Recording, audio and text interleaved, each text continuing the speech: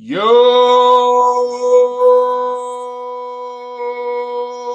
what's good? What's good? I missed y'all yesterday, man. Missed y'all. I missed y'all yesterday. I missed this little spot here. Had to take some R&R, man. I'm telling you, man. The Lawrence Tears grind is real. Man, it's real, man. The Lawrence Tears grind is real.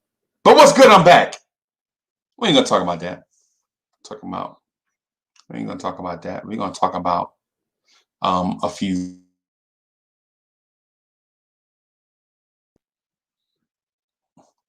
What's Billy Blanco? What's good? Got a bunch of things I want to touch on. Bunch of things I want to touch on, man. Right? Got a bunch of things I want to talk to y'all about, and I'm sure y'all want to talk to me. Y'all want to engage in conversation as well, right? Let me throw while we here. The New York Knicks are in the building. What's good?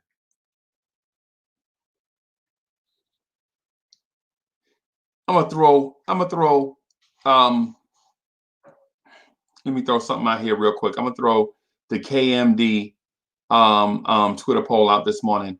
So I want the KMD Twitter poll to be this, right? I want it to be, wait a minute, let me see. They got me doing that. I don't want to respond to anybody Twitter. I want the yes or no, should quickly start at point guard. Yes or no? That's easy, right? Should quickly start at point guard. Just gonna throw that out there. Bam. All right. So I have the Knicks Morning Drive Twitter poll out there for everybody to participate. Go on Twitter. Go on Twitter. Follow your man Uncle Freezy on Twitter. Right? Follow your man Uncle Freezy on Twitter for one. At the Knicks at night, but at Big Freezy. Let me put this out here too. At Big Freezy. Or let me do it this way. At Big Freezy on Twitter. Right? It's at Big Freezy on Twitter. Follow your man Uncle Freezy on Twitter. We want to grow our social media footprint so that we can share more information with everybody. And trust me, we try to make it useful and entertaining. Okay?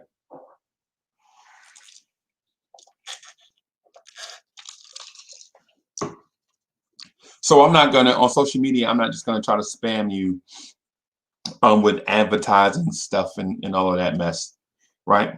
Are you gonna try to be entertaining and informative? Illmatics. What's good? What's good?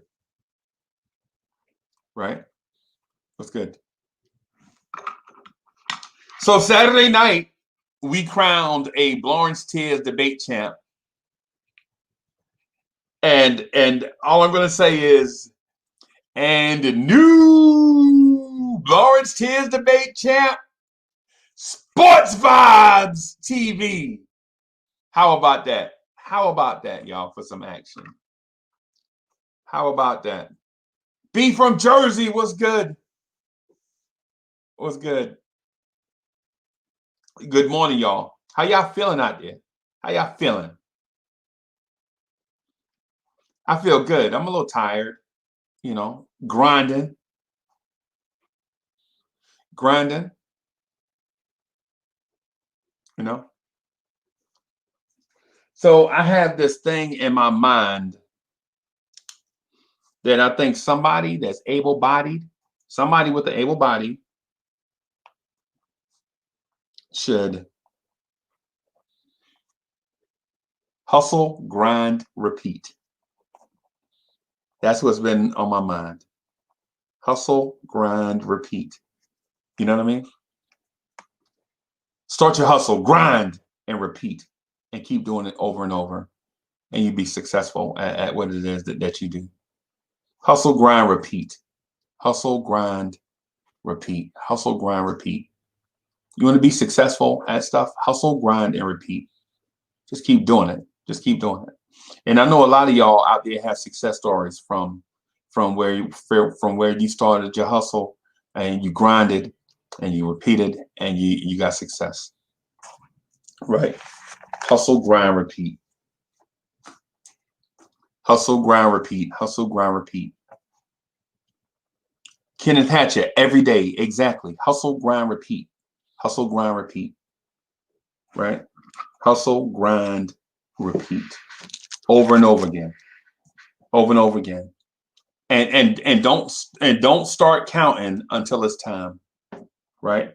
Don't start measuring stuff until it's time for stuff to be measured. You know, don't start your hustle and then start counting your money. No. No, the counting to be done after the fact. So man, I should put that on a t-shirt, right? If I put that on a t-shirt, would y'all rock it? Hustle, grind, repeat. Hustle, grind, repeat. I think that's what we should do for the Barnes Tears family. And listen, that's not that I hadn't been thinking about that the whole time. but as I'm sitting here, I'm thinking that'll be dope if I can see a couple people in the Lawrence Tears family with them shirts on, man. That thing would grow this family huge. Hustle, grind, repeat. Hustle, grind, repeat. Hustle, grind, repeat. But anyways, um, so we have a new Lawrence Tears debate champ.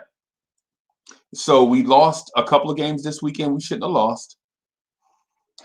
Emmanuel quickly should be the starting point guard. RJ Barrett had an off game yesterday for some reason. We don't know what, but I don't know what was going on with RJ. I don't know what was going on with RJ Barrett yesterday. Right?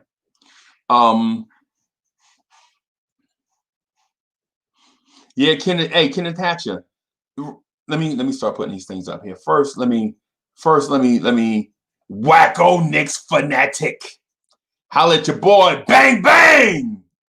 Wacko. I see you. I see you. Kenneth Hatcher says that's what Quickly do every day too. LOL. Hustle, grind, repeat every day. Oh boy, here come the troublemakers. Here come the troublemakers. Kaiser Saucy is in the building.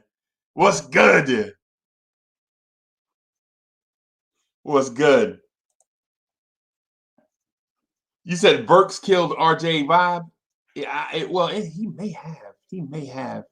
That may be it. That may be it, man. That may be it. What's the word on Bullock, y'all? Is Bullock coming back tomorrow? Tuesday? Is Bullock coming back Tuesday?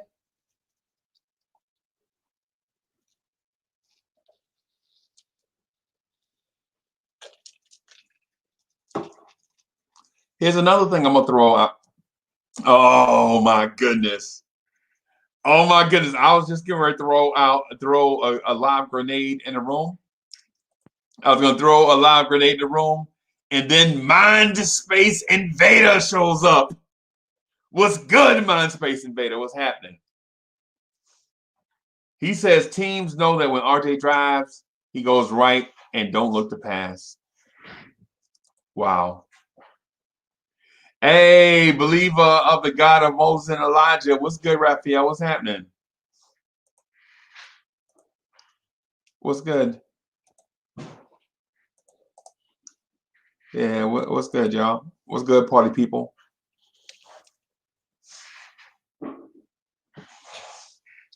What's good? Let me do this thing here real quick because I threw a lot of A top. Oh, you know what? Before I click on the intro, before I click on the intro, I'm gonna throw a live grenade in the room. Kevin Knox is a bust. Bam! There's your live grenade. There's your live grenade. There's your live grenade, and right on time because I'm gonna do this. Yep. Hey, y'all, check this out.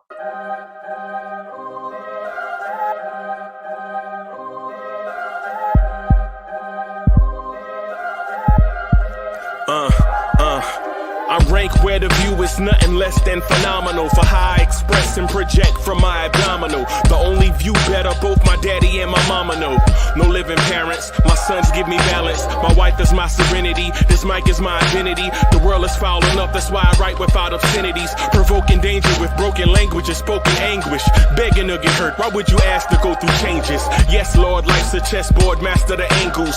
Control the tempo, be the one who holds the info. Acknowledge is just as deadly as machete swings. When spoken, the truth is as potent as that Medellin. While others swear the style is free, I just let it ring. Our time is undervalued, soldiers make us better kings. My family's on my shoulder, reaching after better things. Today I take the shot, but it might rather set the screen. My mama told me follow my dreams. My daddy told me get it by any means. Stand tall, make him bow to a king. But I've evolved, you can see the result. Look in my eyes when you speaking to God. Right. So Kaiser Sose is absolutely right here. Right. What's up, Zach? What's up? Hey, how your people doing? Better. Still not the best, but it turns out it was like a reaction to the meds, so. Okay. But so it's not the best situation, but it's not as bad as I thought. Okay. Good. Thank you.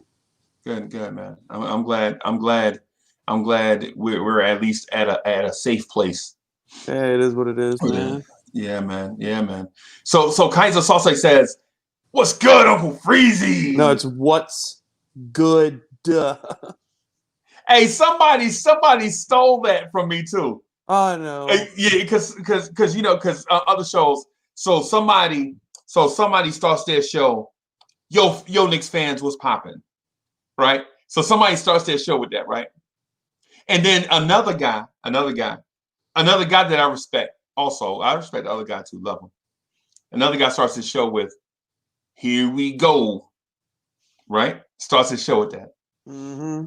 So in order for me to, so I separate, right? So my thing is, yo, what's good? Or like Chuck D said, as Chuck D says, what? Yeah. Oh, what's good? I'm from Birmingham, Alabama. Yeah. Chuck B says, I started the show with, yo, oh, what's good? The former champ. Yeah. Former. Oh, former Blowing Tears champ. Yeah, Sports Life retired. And now current crybaby Chuck B says, I say, what's good?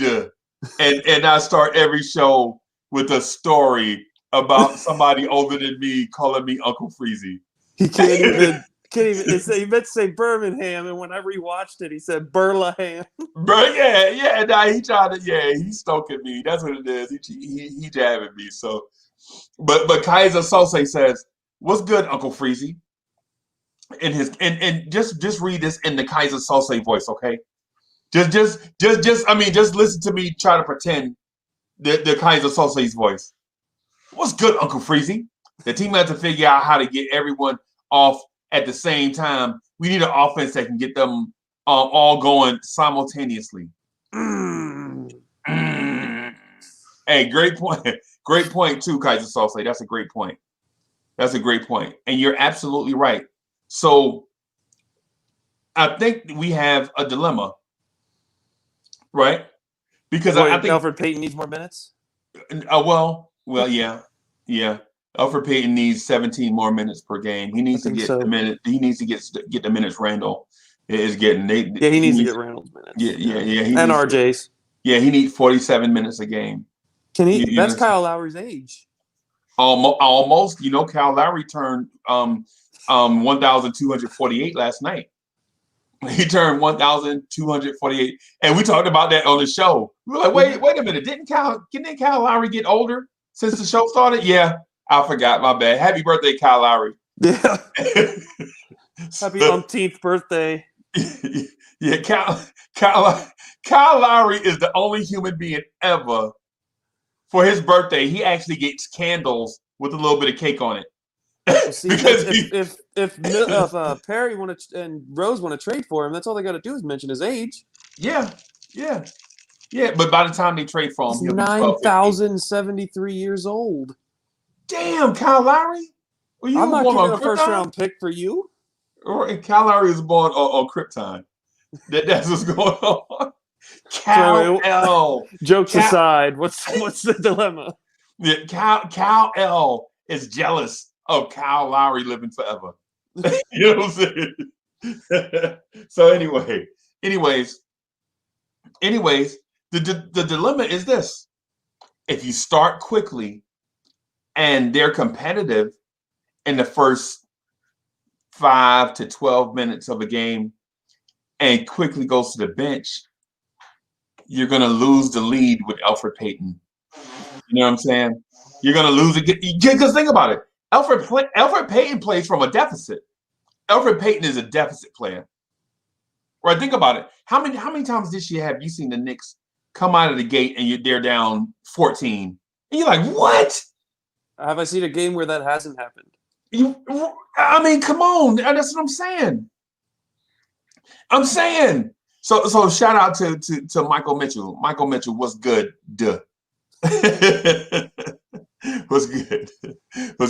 So yeah. So if you start quickly, and you say you jump out to a 1 or 2 point lead, you know what I'm saying, and you send Quickly to the bench. When Quickly comes back, we're going to be down 8. Now you have to, use Quickly to help the unit, get the lead back up, cut the lead or not take the lead, but at least get the game even, right? Because it's just we watched the opposite. We watched the opposite this season. Well, Elfrid Payton, by the time Quickly comes in, we're down 9. You're like, what? We can't be this bad. And you don't know if it's a combination. You don't know if it's just a combination of 3 guys that can't score offensively, and Elfrid Payton, Reggie Bullock, and Mitchell Robinson, or if it's just Elfrid Payton. You know what I mean? It can't just be one guy. It's a combination of a lot of stuff. But you put almost like I don't know what to, because Payton does keep himself on the floor with his defense. I know nobody wants to hear that, but he really does. Do we at least try putting Quickly in the starting lineup with a Burks, because I think Burks looked better. Burks looked good.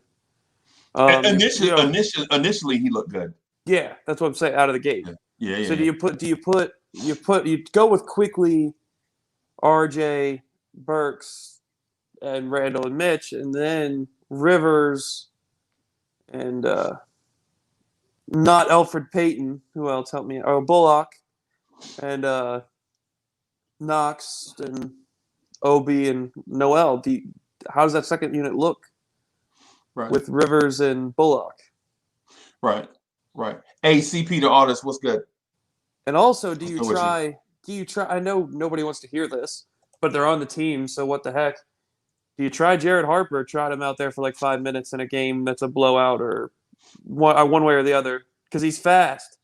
Do you see what he can see what he can bring you? Like, do we start emptying the guard rotation in certain games?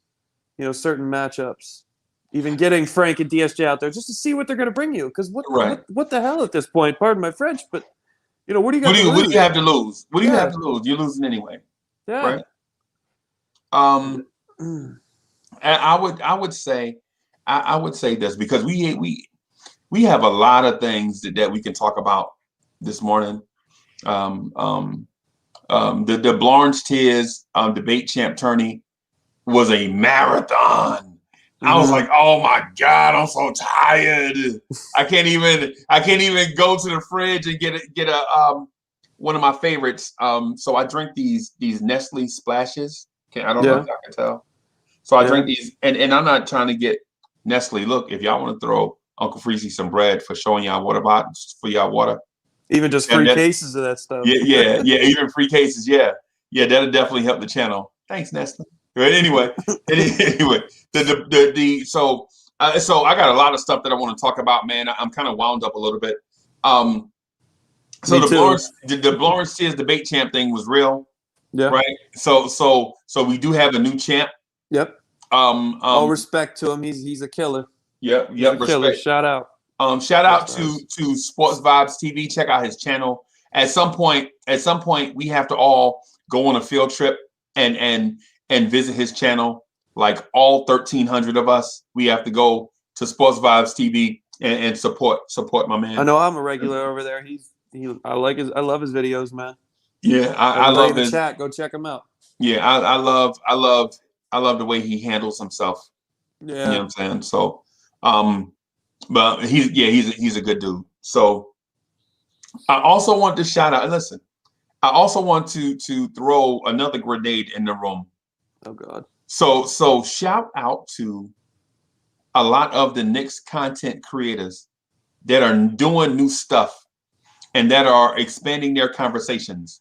That are not having. I found myself actually listening when they could, because there was a point when they were the only ones going. I'm like, yeah, I'll get in here and then I'll listen to it as background noise. You know what I'm saying? Because there's no other Knicks content creators out here. But now that there are a bunch of them, I find a lot of the Knicks content creators are morphing into something better. Like they don't just talk the same stuff. Let me throw it to such and such. Caller, you know what I'm saying? Caller, come on. Alfred Payton can't shoot. Frank needs more minutes. All right, Cornerstone. I hang up and listen. No, dog, you can't have 10 callers saying the same thing, man. You know what I'm saying? 10 callers saying the same thing. I'm like, dude, okay, I just lost an hour of my life. I can never get that back. And you screen your callers too on most shows like that, you know. Yeah. So like, what are you just gonna keep having the same thing? You get the same conversation. When are we gonna start, Frank? I'll hang up and listen. What? This isn't Cornerstone. This is Cornerstone. Like, that was a different caller, I swear. Yeah. This is Corner Store, Kev. This is Corner Store, Kev. Okay. So shout out to a lot of the Knicks content creators, man. I see y'all and respect y'all grind. Y'all are doing really. You know, good one I just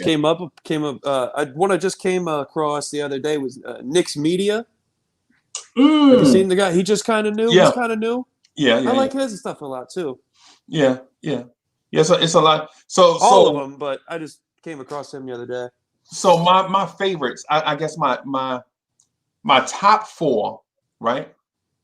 My top four are Terry and Trey. I love Terry and Trey. Okay. I love Terry and Trey, man. I love Terry and Trey. I'm not gonna lie to you, because not because of I dislike anybody else. Right. I just love them more, right? Because their format is different. The back and forth is their intro's dope too, with like all the players they met and all that. That's dope. Yeah. Hey, CP the artist said he needs to do one now. and so I love nothing but Knicks. I love nothing but Knicks, man. Sim's my guy. Sim is my guy. Sim's like a virtual brother, like a YouTube brother to me. Matix is in the building. What's good? What's up, man? What's happening, bro? So I love Terry and Trey. I love nothing but Knicks. I love Knicks Fan TV, right? I love Knicks Fan TV because Nicovelli is my guy. Nicovelli. I love Nicovelli. His videos, man. His video. Nicovelli is so hood. He walks up on people on the street and he's like, "Yo, let's talk about this Knicks stuff." And you get about sometimes anywhere from 10 to 25 minutes of him just breaking it down and just talking mad mess. Yeah. And it's good stuff. It's good stuff. It's entertaining. I love it. Can't forget CK. Yeah. CK2K is all right, but my y'all know I love Ryan Cleveland and stuff, Oh but yeah, Ryan. Yeah. and but I love me some. Listen, I love me some Legion of Knicks podcast. I ain't gonna lie. Oh, where are you going with I this? I ain't gonna lie. The only thing, my only deal with Legion of Knicks podcast is since the Orlando Hudson interview, he hadn't been back on the show. So I think that his newfound celebrity has gone to his head. No, Legion's my guy still. He retired from debating, man. Nah, Legion. He retired from the smoke. Legion hadn't even returned my text message yet. I texted him and I'm like, yo, what's good? But you know what though? Sometimes celebrity goes to people's head. You got autographs to sign. Give him time. He'll respond. And so I want to make a distinction too. So the Knicks Morning Drive and the Knicks at Night podcast is actually a podcast setting, right? So in our setting, we talk about Knicks, but we also talk about other stuff. Like it's not just straight down this Knicks road. You know what I'm saying? It's so in the podcast setting, I feel like, we expand on a lot of things, maybe some pop culture stuff, maybe some personal stuff. You know what I'm saying? So it's not ESPN-ish. Like I'm just not gonna sit here and talk about all 18 of Emmanuel Quickly shots. Right? Our conversation may morph into a what's good duh. And shout out Cornerstone. I was just trying to impersonate you and do you justice, man. I hope you saw it. Yeah. So we get bugging, but that's fun, man. That gives it like the family environment. And we get heated too now. Don't get it twisted. Mm-hmm. Don't get it twisted. We will get heated because as soon as the temp go up 1 degree from y'all, I'm like, y'all ain't gonna put the fire smoke on me. I'm coming back. We've been getting into it a little recently. Little bit recently. Yeah, and for the people that watch the show, first of all, y'all know that y'all are the home field advantage, right? Y'all are look who is in the building. What's good? It's top of the morning. What's good, sir? Doing great, man. No, not too good after that loss last night, but you know how it go. Hey, man. Long season, bro. Yes, the wins and L's are gonna come and go, bro. We can't live and die with them. But thank God, Alfred. The wins and L's may come and go, but Alfred Payton, our favorite, Alfred Payton needs more minutes. The only you can count him going 5 to 15. The only constant, man. Yeah, and so what I was saying about the distinction, just real quick, I'm gonna put a bow on that and then rock. But our distinction is, oh boy, watch this, y'all, watch this. Bam! Hey, Jermaine Royster's in the building. Top of the morning. What's good? What's good, fam? Just getting, I'm a teacher, man. I just got like an hour break real quick, so had to hop on with the crew. Good. Hey, good. Okay. Thank you for all you're doing right now, man. Hey, shout out to the state benefits. Yes, shout out to the state bennies. Shout out to the state of New Jersey. I just wanted to come on real quick, man. I ain't gonna be on long, but plus I ain't got my Ethernet cable in, so I don't even know how long it's gonna stay on. But they was hot last night. Like I said in the chat, they was 85 Villanova out there last night for that first half. Yeah, what 70 points in a half? And people want to get on Tibbs. I'm like, come on, and they didn't have CJ McCollum. And they didn't have CJ, and they didn't have Nurkic. And Melo wasn't even hot either. Right. Well, what else is new? Yeah, you're right. But I wasn't mad at the fellas last night, man. If Randall gets that call that should have went his way, that technical that should have went on Cantor. Yep. And we get the ball back. Did you see what he said? What the ref said to him? Yeah. Oh. He said they made a mistake. I'm like, why come y'all ain't resend that? Yeah. And they reviewed the play, right? Yeah, they reviewed it. You can see it clear as day how Cantor underhooked him, pushed his arm up, and it hit Money right in his jaw. Like, Right. how do you not see that? Right. Hey, So- we're the Knicks, man. That's why. Yeah, Because they you reviewed it. They reviewed it. They took their time and reviewed it and Mhm. came away with the same outcome. Maybe But this It was our, seems like this like was our every payback. game we play, we're the team that's going against Tom Brady. yeah, tuck roll. It was a tuck roll, man. It was the payback for Draymond Green getting thrown out. That's what it Oh, was. you might be right. Absolutely That's what it was. right. Whatever That's what it case. was. Yeah, man. That Portland team, while it looked talented, in that first half. And listen, I didn't watch the whole game, man. I had some stuff going on at work, so I watched bits and pieces. But man, at some point though, you gotta Alec Burks, you gotta play some defense. Right. I'm I'm listening to it at work, and it's 50-70, so I'm like, oh, okay. I guess I'll work a little harder. Yeah. And then I stop, and then I look, and I'm like, what? We're only down 5? Oh, Where did this come from? It happened quick. I was so mad. I missed it. Yep. But all It you happened- ask for is to Pun be in it intended. at the end of the Quickly, game. It happened quick. All you ask for it as a it. team that's growing and rebuilding is to be at the end at the end of games, and we'll That's all figure I out want. how to win, and we'll figure, you know what I mean? Learn from That's every all I win, want. learn from every loss. But quickly, he left him out there, which is good to see. It's Absolutely. good Yes. to see. He didn't just pull him for Peyton or pull him for somebody. He left him out there. And you know what? I'm gonna tell y'all this, man. And I know this is the live grenade in the room, No. right? This is a live grenade. Knox is a bust. That's not. Not That's been 2 years Kevin ago. Knox. Nah, Kevin I'm not Knox. gonna Can we go give him that far. time? I ain't gonna go that far. No. I ain't gonna One go, time? Okay. You know who I ain't gonna go that give far. time to? You know who I will give time to? Emmanuel quickly. Oh, wait a minute. He scored 31 points last night. Yeah, he don't need the time. Absolutely. Hey, so let me. You know who else is a bust? RJ Barrett. Let me give him time. Oh, wait a minute. No, Hey, not one really. bad game. Now everybody want to bench Yeah, him again. no, not really. RJ Barrett is not a bust, right? Nah. Right? I mean, come on. Well, Mitchell Robinson is a bust. Oh, wait a minute. Nope. No. I wouldn't. Can't say But that. Kevin How many Knox. minutes did Kev play though? You want another I grenade? think it was like 18. I actually forgot.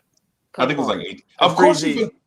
I started to rewatch the debate, and I saw Kev do a little jab at me in the beginning. So here goes one for him because he never killed me. But here's one: Frank should get Knox's minutes. Hey! I'm a Franker, so I'll go with that. I'm How a Frank hater, I'm How a about Franker. Frank so- should get but Peyton's he minutes? can't be much Thank worse you, than Knox. thank you. No, Frank should get Peyton- Peyton's minutes. No, And Quickly Kevin should get for Peyton's minutes, defending- and Frank for should get defending- Quickly's minutes. For defending No. Knox, that doesn't mean you kill anybody. Just because you defend your boy, don't mean you kill nobody. Right. Check it out though. I wouldn't do that. I think starting quickly is a mistake. I really So you do. would start Frank We just over. until we find Hey, a better what- starter. What No, state no, did you, no, what, no, what state did no, you no, say no, you no, worked in? Say it again. What state did you say you worked in? You work in Jersey. Idaho? Oh, Idaho. He works But in I'm saying- Burlingame, but I'm- Alabama. Alabama. Burlingame. Yo, Cornerstone. on the store. There you go. Did you watch the end of the last video, the debate? I just heard a little bit just a few moments ago of my boy getting a little bit of praise. So No, once did those you were- watch the end of the debate? No, I didn't video? watch the. Oh my Kev! No, I didn't. Well, here's the thing. I was a judge, and my cable. I mean, not my cable, but my internet just went out, and I was so pissed. So I apologize, Freezy, that I couldn't. I No, did it's an all right. impersonation Doing of that you, and and it everything. was spot on, Kev. It was spot on. So I'll have to look at that and everything. But it was just great to see Chuck losing. So, and that's that. Oh, come on, that's always respect a great Chuck, day. man. I ain't respecting him. Heck no, I'm just kidding. But yeah. Kev put up Yeah. such a good fight, though. I got all the props in the world for him. Man. He He did. did a lot better. He did. He did. Yeah, He did really you good. talking about Hoodie Kev. Yeah, Hoodie Yes. Kev, bro. That Hoodie was, that was a Kev, different Hoodie cat, Kev. man. Hoodie Kev got in his bag. So Cornerstone. Hey. Hoodie Kev legit pulled off two wins in the championship round Wow. when he was down to save his night. But unfortunately he lost in And then the burner account stopped working. yeah. Too No. funny. I'm just saying that because they came so fast. The votes, like, It was Mo, 10 Kevs. Yeah. It was crazy. Yeah, it was crazy. This is my first time meeting Jermaine and Sin. It's good to meet y'all. we Salute to met y'all before, and dog. everything. Oh, we did? Yeah. He came on because he heard Sin's a Franker. That's why he came on. Listen, Corner. I forgot what show Someone it shouted was. me out in the chat before, man. Oh, okay. You held me down before. I'm here. I'm back up. Back up is here. So let me do this. Let me do this real quick. So check out what happens here. You got Jermaine Royster and Sim Mears just jump in a video chat, and we treat them just like family. Absolutely. Right? And you know why we treat them like family? Because they are. This Lawrence Spears family thing is real. Like this ain't no cap. Like I'm not saying this just to be saying it, because we didn't have to allow nobody in the chat. Exactly. You know what I'm saying? This is my first time. We have an open door policy. As long as anybody can come on. For one, I got two things. As long as y'all sharp, and as long as you're not getting on here trying to sell life insurance and porn, I'm good. You know what I'm saying?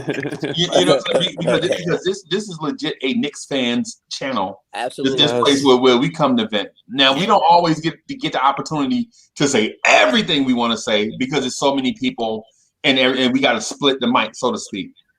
But it's an open invitation to everybody to come on, say what you have to say, interact with everybody, and come made by the people, for the people. For the people. And we the people. And we let me acknowledge Woodshed. Let me acknowledge Woodshed real quick. So Woodshed 1914, thank you for the super chat. The answer to their offensive woes isn't on a roster. We can shuffle the cards all we want. There's no big face joker hiding. Can't always look for a fall guy. Credit the opponent. Okay, so here's my problem. Here's my problem. I actually agree with that. Here's my problem. Concerning last night's game. Oh Lord. We were down 20 points at halftime. Where was the effort? I understand missing shots. Everybody misses shots. Where was the effort? The effort was there. No, it was not. Not in the first half. Not in the first half. In the first half, check it out. In the first half, guys were in Dame's grill. Where'd he go? Guys were in Dame's grill playing good defense on him. He just said it was the inability "Screw you, to defend. I'm shooting over top of you." But they were defending Dame good in spurts. He just better offense, man. He's a different cat. Defend. How can you defend a 34-foot 3-pointer? Yeah, I understand. With a hand in their face, and they had that. I understand Dame is going to get his, and I'm mad. When I say I'm angry at the whole team as a whole, between the players and the coaches as well. That strategy, that Tibbs threw out in the second half. Where was that 5 or 7 minutes into the game itself? I think it was such an onslaught. Like sometimes as a coach, when you put an adjustment in, you're getting onslaught and people are already hot.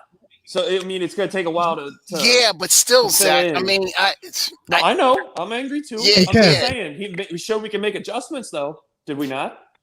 Yeah, but we made adjustments. I know.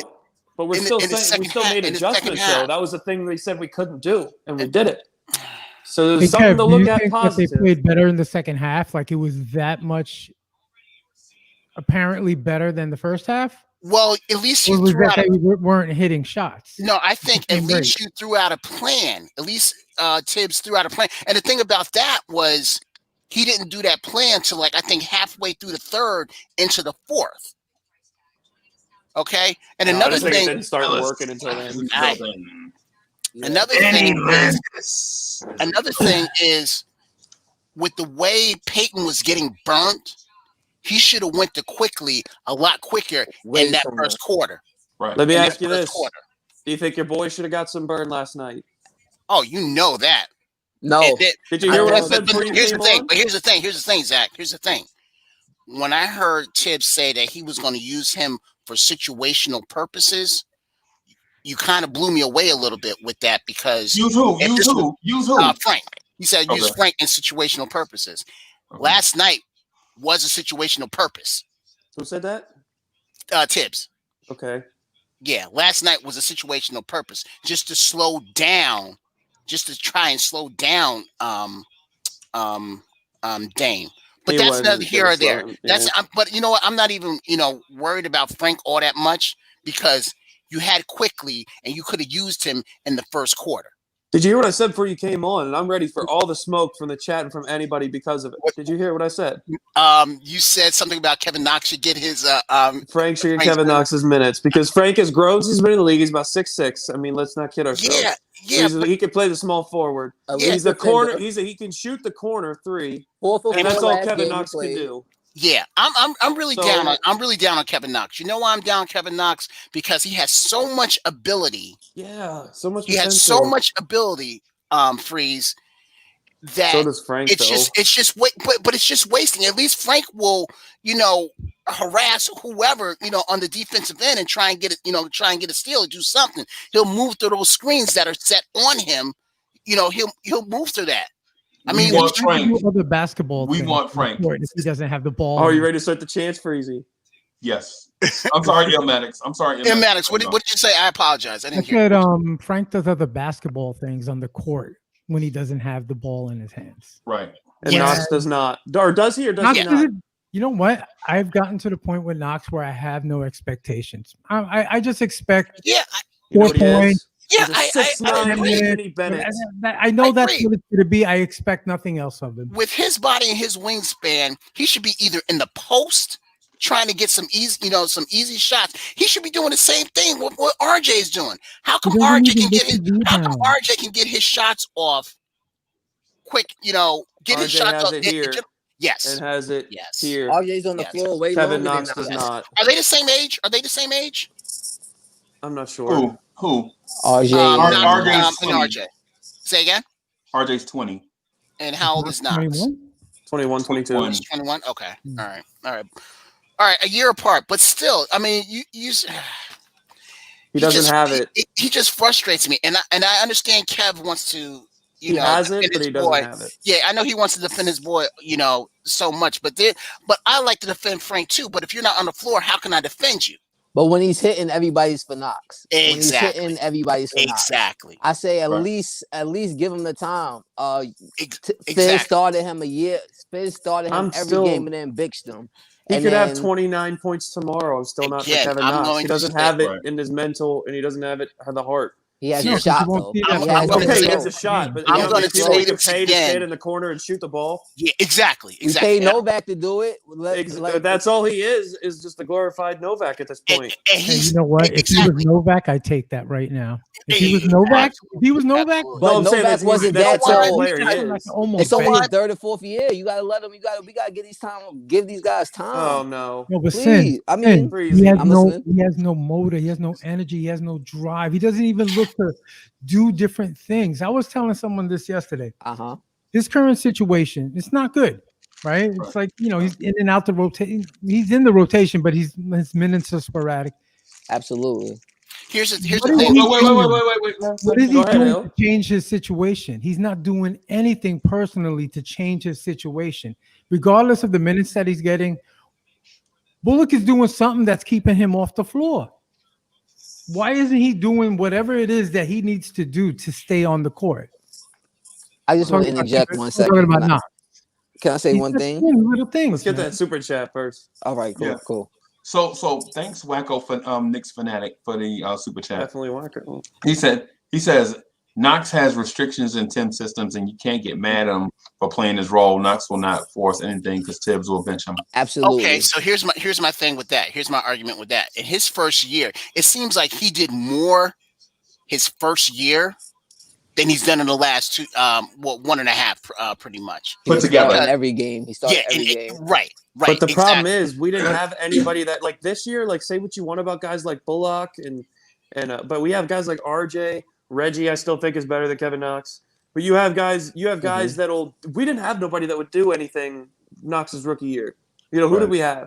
And Kevin Knox, okay, he averaged 12 or 13 points, whatever Right. it was. Look it Right. up. I don't care. Close enough. On below 40% shooting. He couldn't make a layup. He couldn't hit water if he fell out of a boat if he was within 3 feet of the basket. Like he's never showed me that he has it. He has heart. Summer he has league. the mental.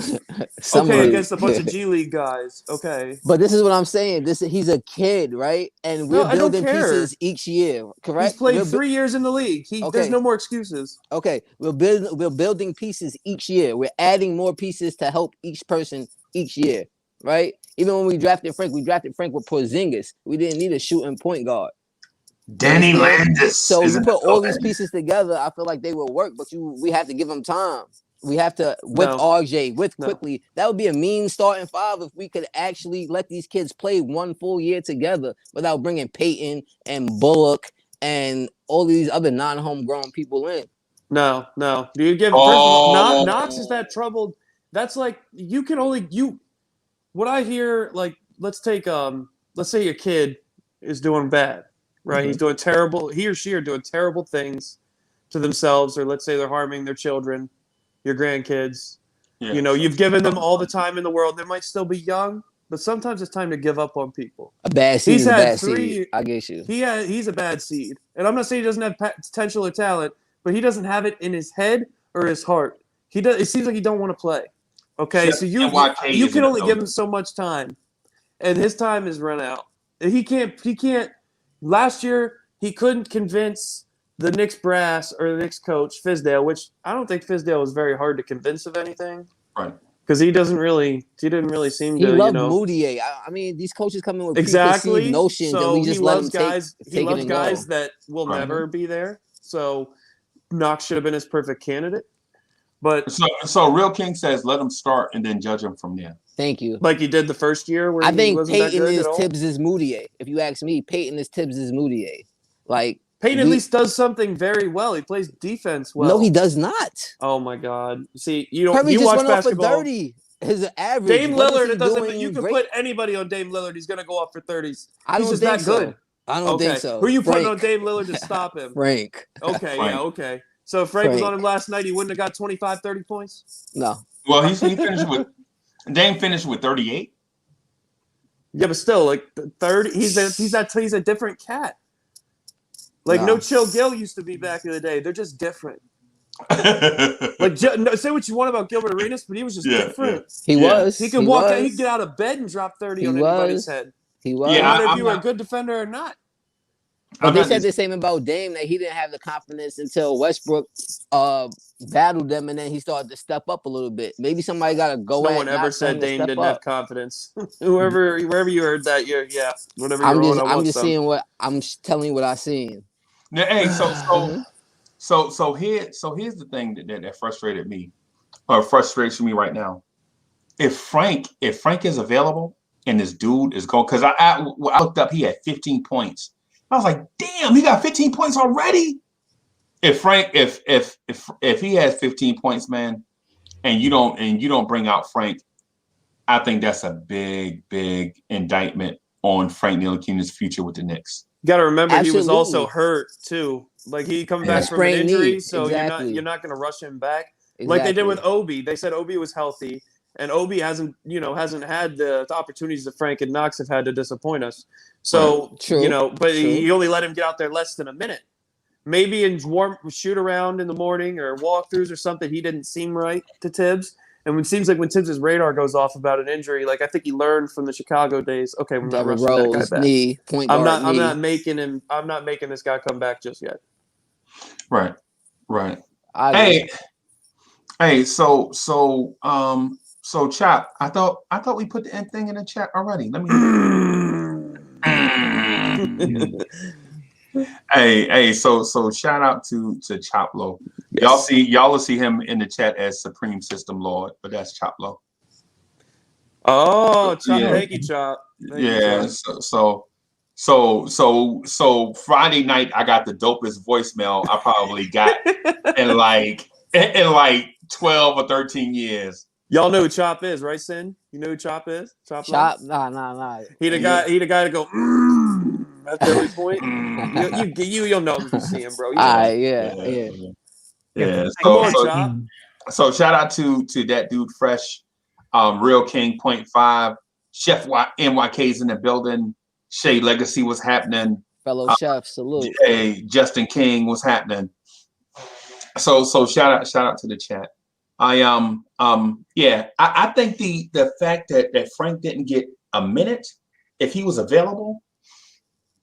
But does it surprise you? No. I'm a Frank hater. You know this for you. I think it's bigger than that. Like I said, he's coming in from a bum knee to throw him in against a point guard that's gonna run him off screens, that's gonna be shooting lights out. Is gonna. The poor guy hurt himself jogging. Is gonna. What do you expect running after Dame? Well, he hurt himself going 4 for 4 from 3 in the last game and jogging. So that's probably what it is. If you ask me, but I could be wrong. Hey, David Parker says, "What up, Chop?" He said, "Chop is loud as hell, but he's official." Hey, I don't care. Chop is our guy. I don't care. Heavy Chop, yeah. Top of the morning. Yeah. So Chop of the morning to you. Top of the morning. That was Chop of the morning. Zach, your family's in my prayers. I want you Thanks, guys bro. to understand. You heard? Thanks, bro. Word. Salute everybody. Salute. Hey, salute, fam. Salute. So, so part of the conversation, or we threw a lot of thoughts out there. So, Kevin Knox is a bust. That's a fact. That ain't fun. Quickly needs to start. We don't necessarily make adjustments that we should. Like if Dame is going off, how about let Frank Ntilikina at least earn his reputation? Well, either way. Like so if Frank's reputation is he's a defensive stopper, why not go throw him out there in a situation where you need somebody to stop somebody on offense? And if he can't do it, then we tell everybody like Frank's not a defensive stopper. You know what I mean? You know what? And this is where I give Frank a little bit more slack than Knox, and this is why. When we had Tim Hardaway and KP, when KP first started out that year where he started going crazy until he got tired and then hurt, and Tim Hardaway before he got hurt, we were 17 and 15 at one point, something like that. So sustainably a playoff team at one point, right? At least a playoff threat. And Frank was getting big minutes, and he was contributing to winning. Yeah. He can go out there like when he gets that consistent on a decent team. Yeah, he can contribute to winning. Just not the way an 8th pick needs to. Right. I could agree with that. Agree with that. So we need to get. He has that reputation of a defender. So throw him out there. I mean, what's the worst that can happen? We're losing by 20. What's the worst that could happen? He's gonna be worse than Peyton. I don't see that happening. Yeah, no. If we end up losing by 15 or 20, we were losing by that anyway. You got to try something new. Why bring Peyton back on a 1 year? I don't get that either. Because we needed at least something. I mean, Frank, DSJ. I'm here to tell you. I think Alfred Payton is a part of the future in Thibodeau's eyes. Wow. I agree with you unwillingly. He's a good backup his whole career. A good journeyman backup. He's really solid. Right. He's been a backup his whole career with career averages of 9 and 7, 9 and 6. I mean, that's not bad. And we can't get he's not that a starter. We can't get that from Frank. No. 9 and 6. You'll get 5 and 3. 5 and 3. 3 steals.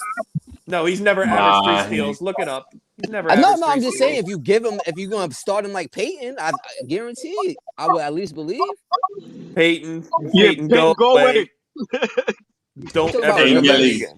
Like, Tay Millie.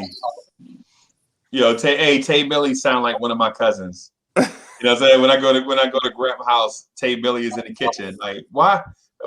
Where the food at? That's Tay Millie. I gotta tell. What's good, Tay Millie? What's happening? You gotta get there first before Tay. Bam.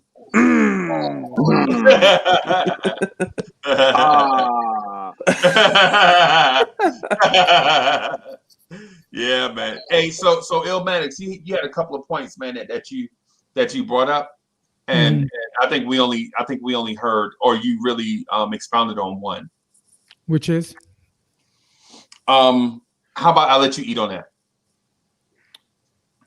Okay. Because you hear live, since you hear live. Yeah. No, what happens is this with Frank.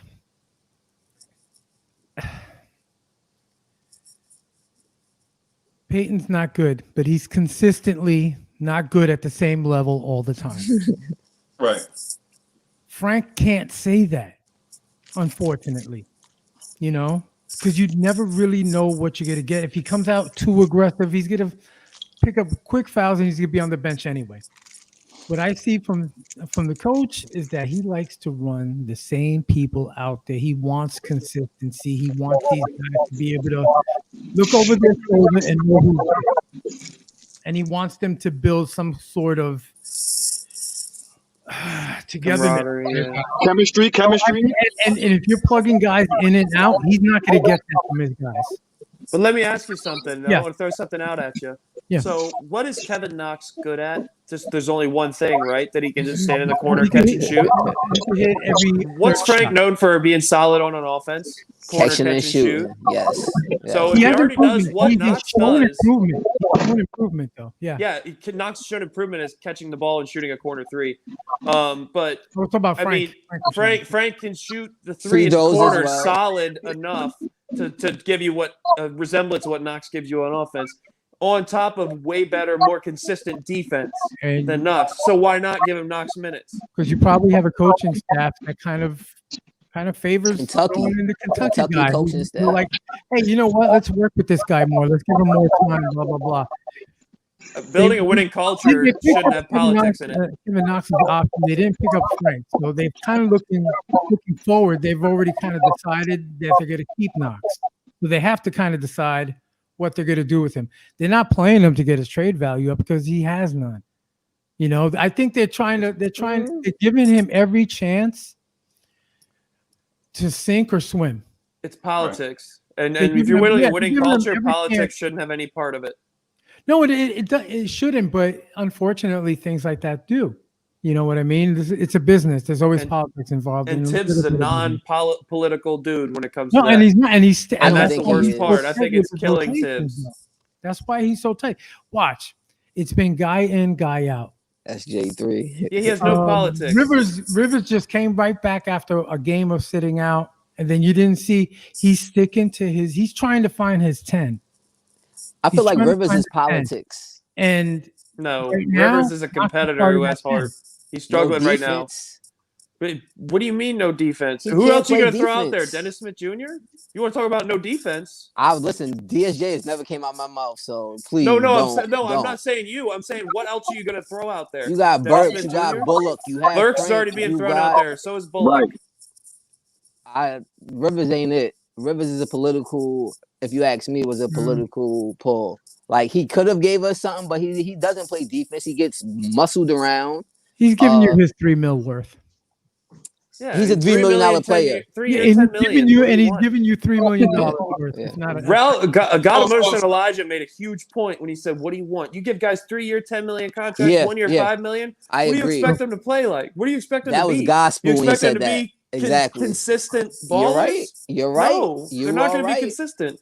So shout keep out our draft kits for that. God Emotion and Elijah for that, man. Hey, and so the thing about Rivers though, last year he was in the top percentile in defensive guards, like Austin Rivers. Yeah, he competes in defense. I don't know where that's coming from, man. He eye test. I think his numbers were sore like Achilles, bro. I think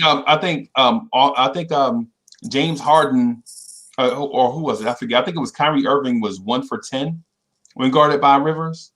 Like elite guards legit had terrible shooting percentages against Austin Rivers, and I think that's one of the reasons why they brought him in.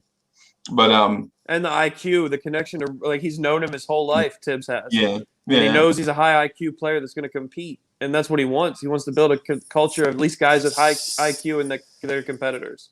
Doc should have took him if anything. Then. Yeah. Well, I would say this. I'm not gonna knee jerk on the perimeter defense from one night to another, because my guy De'Aaron Fox had a terrible shooting night and kind of got hot real late when the game was over. But he was like at one point I think he was like 4 for 18 or something like that. And then the next time we play, Dame Lillard scorches us.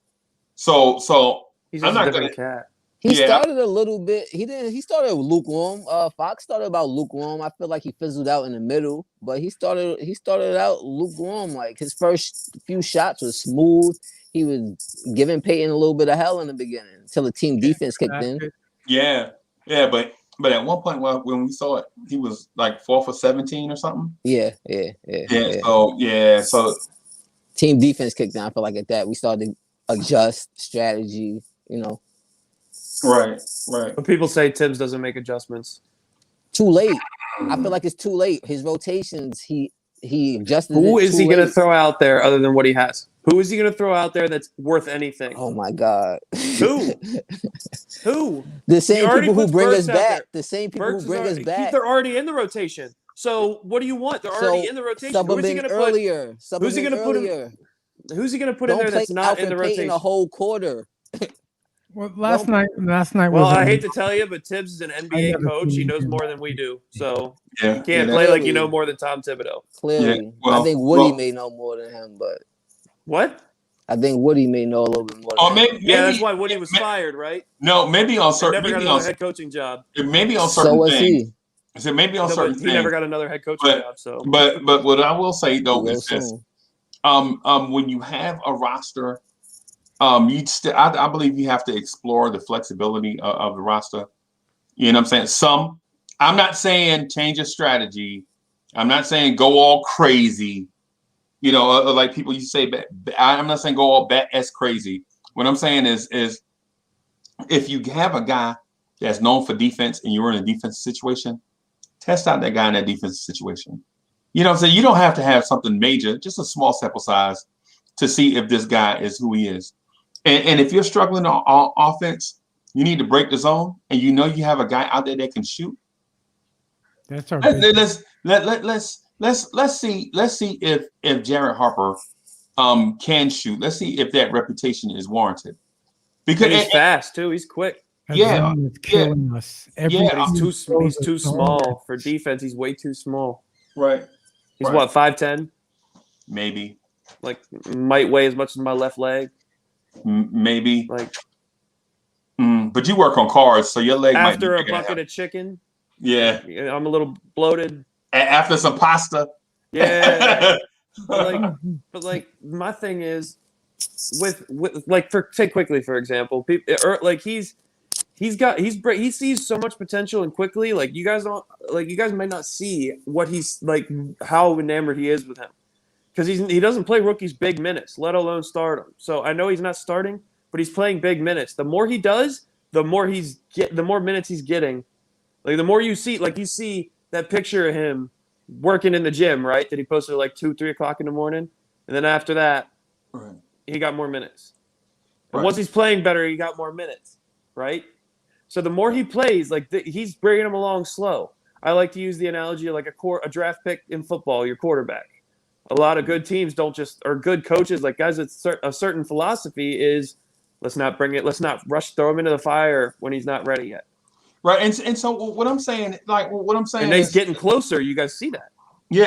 And so the quickly thing is real, right? Yeah. I'm not disputing the quickly thing. What I'm saying is this: when you go through the drought, where you have Bullock, RJ, Alfred, Randall, and Mitch clanking, right?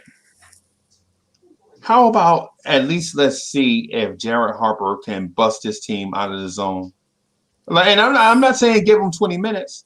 What I'm saying is give him 3 or 4 minutes for him to get a taste of what the NBA life is.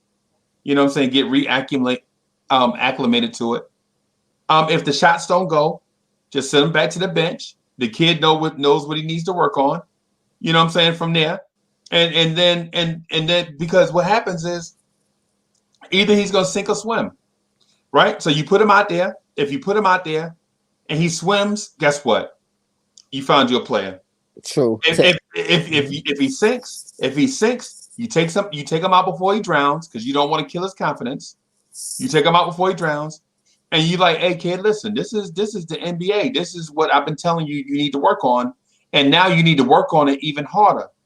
And a kid that wants those minutes, that has had a taste of what the NBA life is going to go back and work on it and try to get better. And if he doesn't, cut him. What if you lost? You're gonna pay him the money anyway.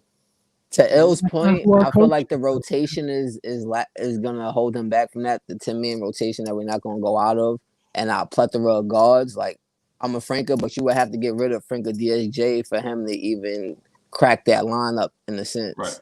Right. And then at that point, I feel like we have stock in him. That's why they signed him to two-way, or was it G League or two-way? I'm not sure, but that's why he's there. So I feel like they have the confidence in him, and they just waiting for this whole Alfred DSJ Frank thing to show his head, because we got quickly that's going to be there for a long time.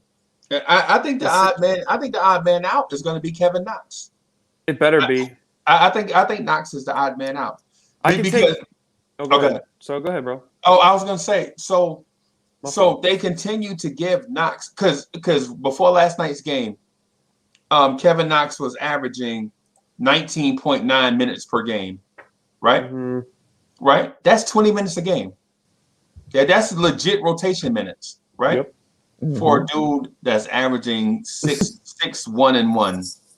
And what he averaged last year that he's so much different from? He's so much last year he averaged 6, 3, and 2. Oh. This year he's averaging 6, 1, and 1, I think. Okay. Thank you. Yeah, so triple single. Yeah. So the thing with Knox, man, is I'm giving Frank those minutes. Why not? Because that's what Frank averages less. That's about what Frank's averages less minutes. Knox is a 3, correct? Yep. So we don't have we're not like loaded, or we don't have depth at the 3. So I really don't see him. Nah, but you could. Frank is 6'6" and built. Right, Yeah, like he can play the 3. You can throw Frank out there. And so he can play the 3. But the thing is the alternatives are A, run a 3-guard lineup with Randall and Mitch, or Randall and a big, or slide RJ to the 3 in that situation and let Frank play the 2, or not play. Frank be at the 2. I get what you you're know saying. what I'm saying? So do you guys remember the quickly Frank lineup that we seen briefly? Like those few games, it was like Frank Who's and that? Quickly. Frank and Quickly? Yeah. Okay. No, I don't remember. No, it worked. Was that preseason or regular season? Are you talking about the Milwaukee game? It could have been a Milwaukee game. It could have been preseason. I'm not really too sure, but it looked, from the eye test, it looked good. Like what we tried to do with Rivers and Quickly last night, what didn't work that well, I think will work better with Frank and Quickly. And then, like I said, that would be great to have RJ at the 3 if he's hitting his shots or if he's driving efficiently. But see, that's what I'm saying. Like RJ is 6'6", and he's big, but he looked like smaller than what Frank is. Since Frank put on all that weight, all that good weight. So if RJ can play the 3, Frank can too. You know, Frank can guard most. I guarantee you, Frank can guard more 3s than Kevin Knox can. Right. Oh, right. easily, yeah. And he can still shoot the corner 3. Maybe not to the as efficient as Kevin Knox, because Kevin Knox shoots like 40% from 3, I believe. Triborough Gigolos, but still, if you can get league average 35% from 3 with with Frank, why not? Yeah, I think if he took as many shots as Kev, he'll hit just as many, if not more. Like he's a great free throw shooter as well. So he does. I wish he's another guy that doesn't have it up here. I mean, in his heart on offense.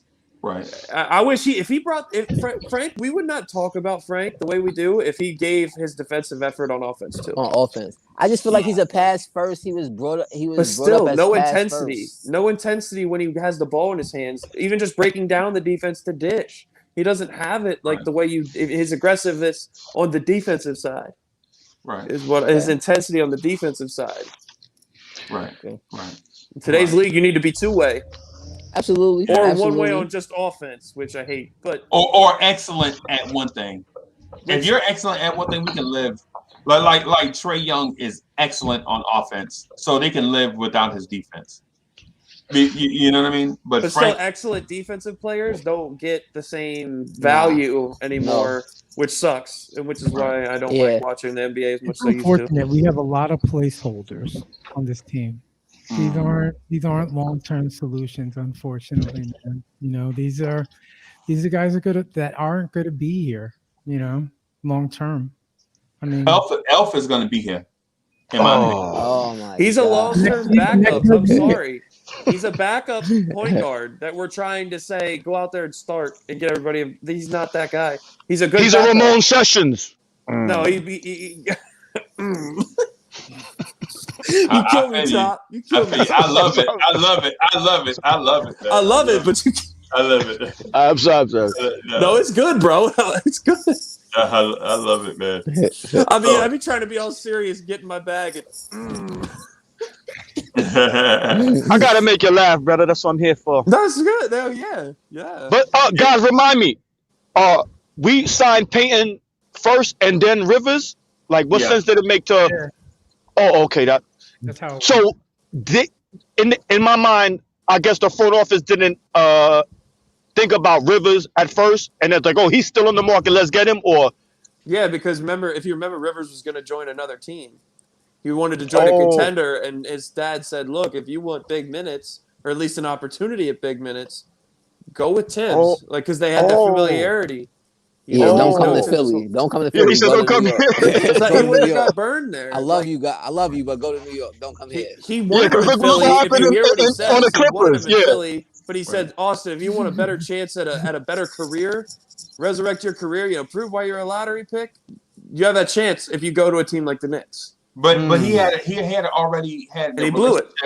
He had a relationship with Daryl Morey, who's the Philadelphia 76ers GM. Team president. Yeah. Who, Rivers? Yeah. Oh. Yeah.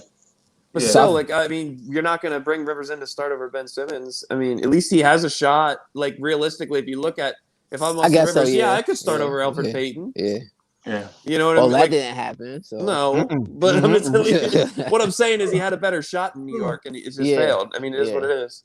And it's still early in the season, guys. We got to remember. I mean, they said they're evaluating 20 games at a time.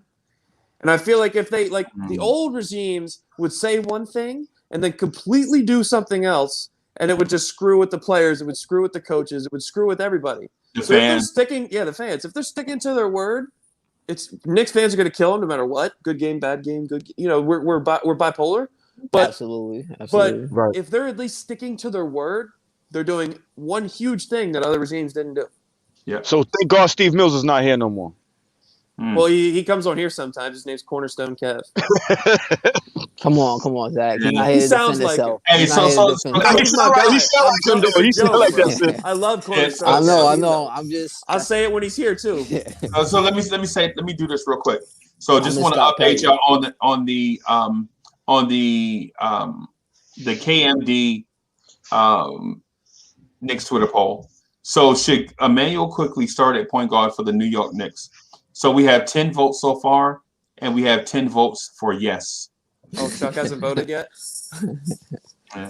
So y'all go out to Twitter, and vote on the KMD Knicks Twitter poll. So what do you guys vote? I vote yes. Yes. Zach?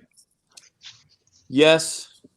Oh, hell yeah. Unanimous. Is that an option? Is hell yeah an option? Oh, unanimous then. Because I would have changed my vote then. From yes. So what you think about El Maddox? You should definitely start. At this point, we need a shot in the arm of something. And he's had enough time to adjust to the NBA game. He doesn't need to be a 30-point scorer every game. He doesn't even need to be a 20-point scorer every game. We just need something else to kind of shake things up, to kind of get the offense moving a little bit in a better direction, a little bit quicker, and then we need scoring. We need to score regularly on a basis. And even if he's giving you at least by halftime, maybe 10 points. That's 10 points we're not really getting from Payton unless he's having an outstanding game. Does he shoot 30 times? Yeah, no, and I watched Payton with that little in the paint. He looks like he needs to jump about an inch higher, and it might. But I think quickly should start just because we need to change. We need to. I think we're getting stagnant at this point. You know what Payton is? Alfred Payton is you. I'm not saying any of you guys derogatory, but it's you. Alfred Payton is you, and Emmanuel quickly, as far as floaters go, and Emmanuel Quickly's the guy your girlfriend told you not to worry about. Yeah. Hey, Zach, I'm gonna jump off real quick and do something. Hey, y'all go ahead and rock. I'll be back in like a few seconds. All right, bro. Cool. But no, like the reason I say I've always preached. Y'all can look it up. I've preached patience with Emmanuel Quickly because he's a rookie, growing pains. They're gonna come, but he's had 18 games in. He's had enough of a time to at least just get a feel for the game where he could start. But I honestly think if he reaches his potential as a scorer, I still don't think he's a true point guard. But his scoring, he could be the best scorer on this team with the modern NBA. Like as far as the modern NBA concerned, there's a bunch of threes and floaters, shots that were just a bunch of shots that like aren't the mid range, aren't posting up. He could end up being the most lethal scorer on this team. What makes him not a point? What makes you think that he won't be? I'm not saying he won't be. I'm saying not yet. Oh, he has a lot of, because I agree. He was a point guard in high school, I right? agree. And then Calipari asked him if he'd be okay to play off ball because they had, other players, right? And he said whatever's best for the team. One thing I love about him, but I just don't think he's ready yet. He's good enough. He's ready enough to be better than Elfrid Payton, but he's not ready as far as a true point guard sense. I'm not saying he can't get there, but what I'm saying is he just doesn't have true point guard tendencies yet. As far as but as a leader for a rookie, blows me away. As a vocal guy. Look how he was conducting the offense yesterday. He was like, it's just his. It was amazing.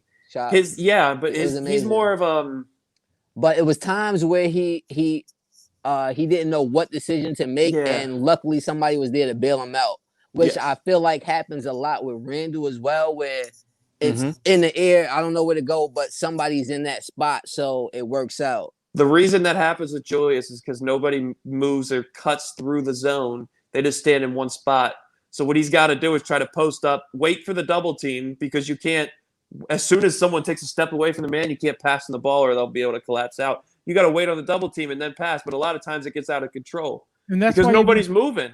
When you have a post-dominant player, backdoor cuts and moving around and getting a quick, catch and shoot, but cutting through the zone, if you have a dominant post player, is the only way to break it. Like other than not making shots. No, I was going to say the past few games you've been seeing with Julius Randle when he gets doubled up, his passes are going off because the guys aren't moving. They're standing in their spot waiting for the pass. He's passing to where he thinks they're going to be. Get out of the way of the double team, and he's like throwing it a little to the left or a little to the right, and they're not moving, and like they just and that's why he gets so mad. And I'm not I'm not saying that Julius is blameless in his bad pass. Please don't say that, please. But they're y'all just want to hate glued to the ground. No, but what he's saying is accurate. 6. No, but remember, turnovers. Reggie Miller. Hold on. Less turnovers than Nikola Jokic. Look it up. No. You want to love the Joker? You think the Joker's a good player? I'll take him. He has more turnovers a game than Julius Randle. I'll still take him over Randle. Okay, remember Rip Hamilton? Remember Rip Hamilton? Yeah, but remember Rip Hamilton, Kerry Kittles, Reggie Miller, they used to run around, set screens, moving without the ball and getting to your spots instead of, like you just said, standing around. Anybody on this team like That's that? a lot of what quickly. No, I brought up that point and Freeze. What did Freeze say? Well, we don't have the I don't want to misquote anything. Like I said, we're not cutting. It looks horrible. Defense. I mean, our offense looks horrible. We don't cut. We just stand there. And he says, I forgot what he said. I got to ask him next time he gets back on. But I agree with you. We don't cut. It does look horrible. I can say I am a Randall hater, unfortunately, because he's producing very well. But he still like 3 times in a row last night. He went up and traveled. He jumped and came right back down. 3 times. 2 of those were fouls. First of all, one of them was a jump ball. One was a jump ball. Cantor had his hand on the ball. That should have been a jump ball. The other 2 were fat. Like they held him. So what is he gonna do? Pass the ball when his arms are being held? Like what do you? It's bad, man. I see the same thing, and I see us bail him out sometimes. But I'm not here to. But understand my question. Like when you're when someone's holding on to you when you're in the air, how are you gonna move or pass the ball or nothing? How? You're not going to. You're forcing it at that point. You got two Right, he's people on forcing you. You got three people on you. Kick and it Obi out. Toppin's not even to Michael Beasley's level yet. So let's give that some time before we hate on Randall just for Obi. I'm not. I didn't hate on He's Randall still a for rook. Obi. I didn't hate on Randall for Obi. Obi. But what I'm saying is, until Obi even proves that Put we can Taj get back rid in of that Randall, spot, man. Put Taj back in that spot. Yeah, why he didn't play? Why didn't he play last night? Basketball.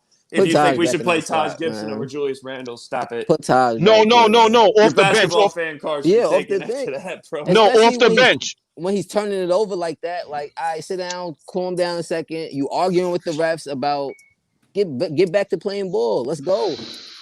But that he still does. Like, he's the reason that we're 8-10. If not for him, we'd be like maybe a 2-win, 3-win team max.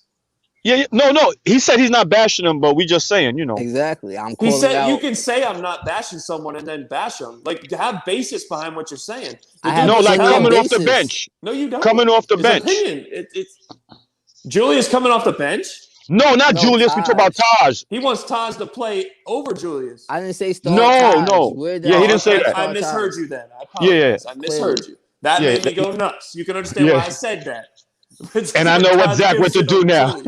If someone seriously thought that upsets me. But I apologize. I misheard. Yeah, that's not what he said. My fault, bro. Go ahead, Maddox.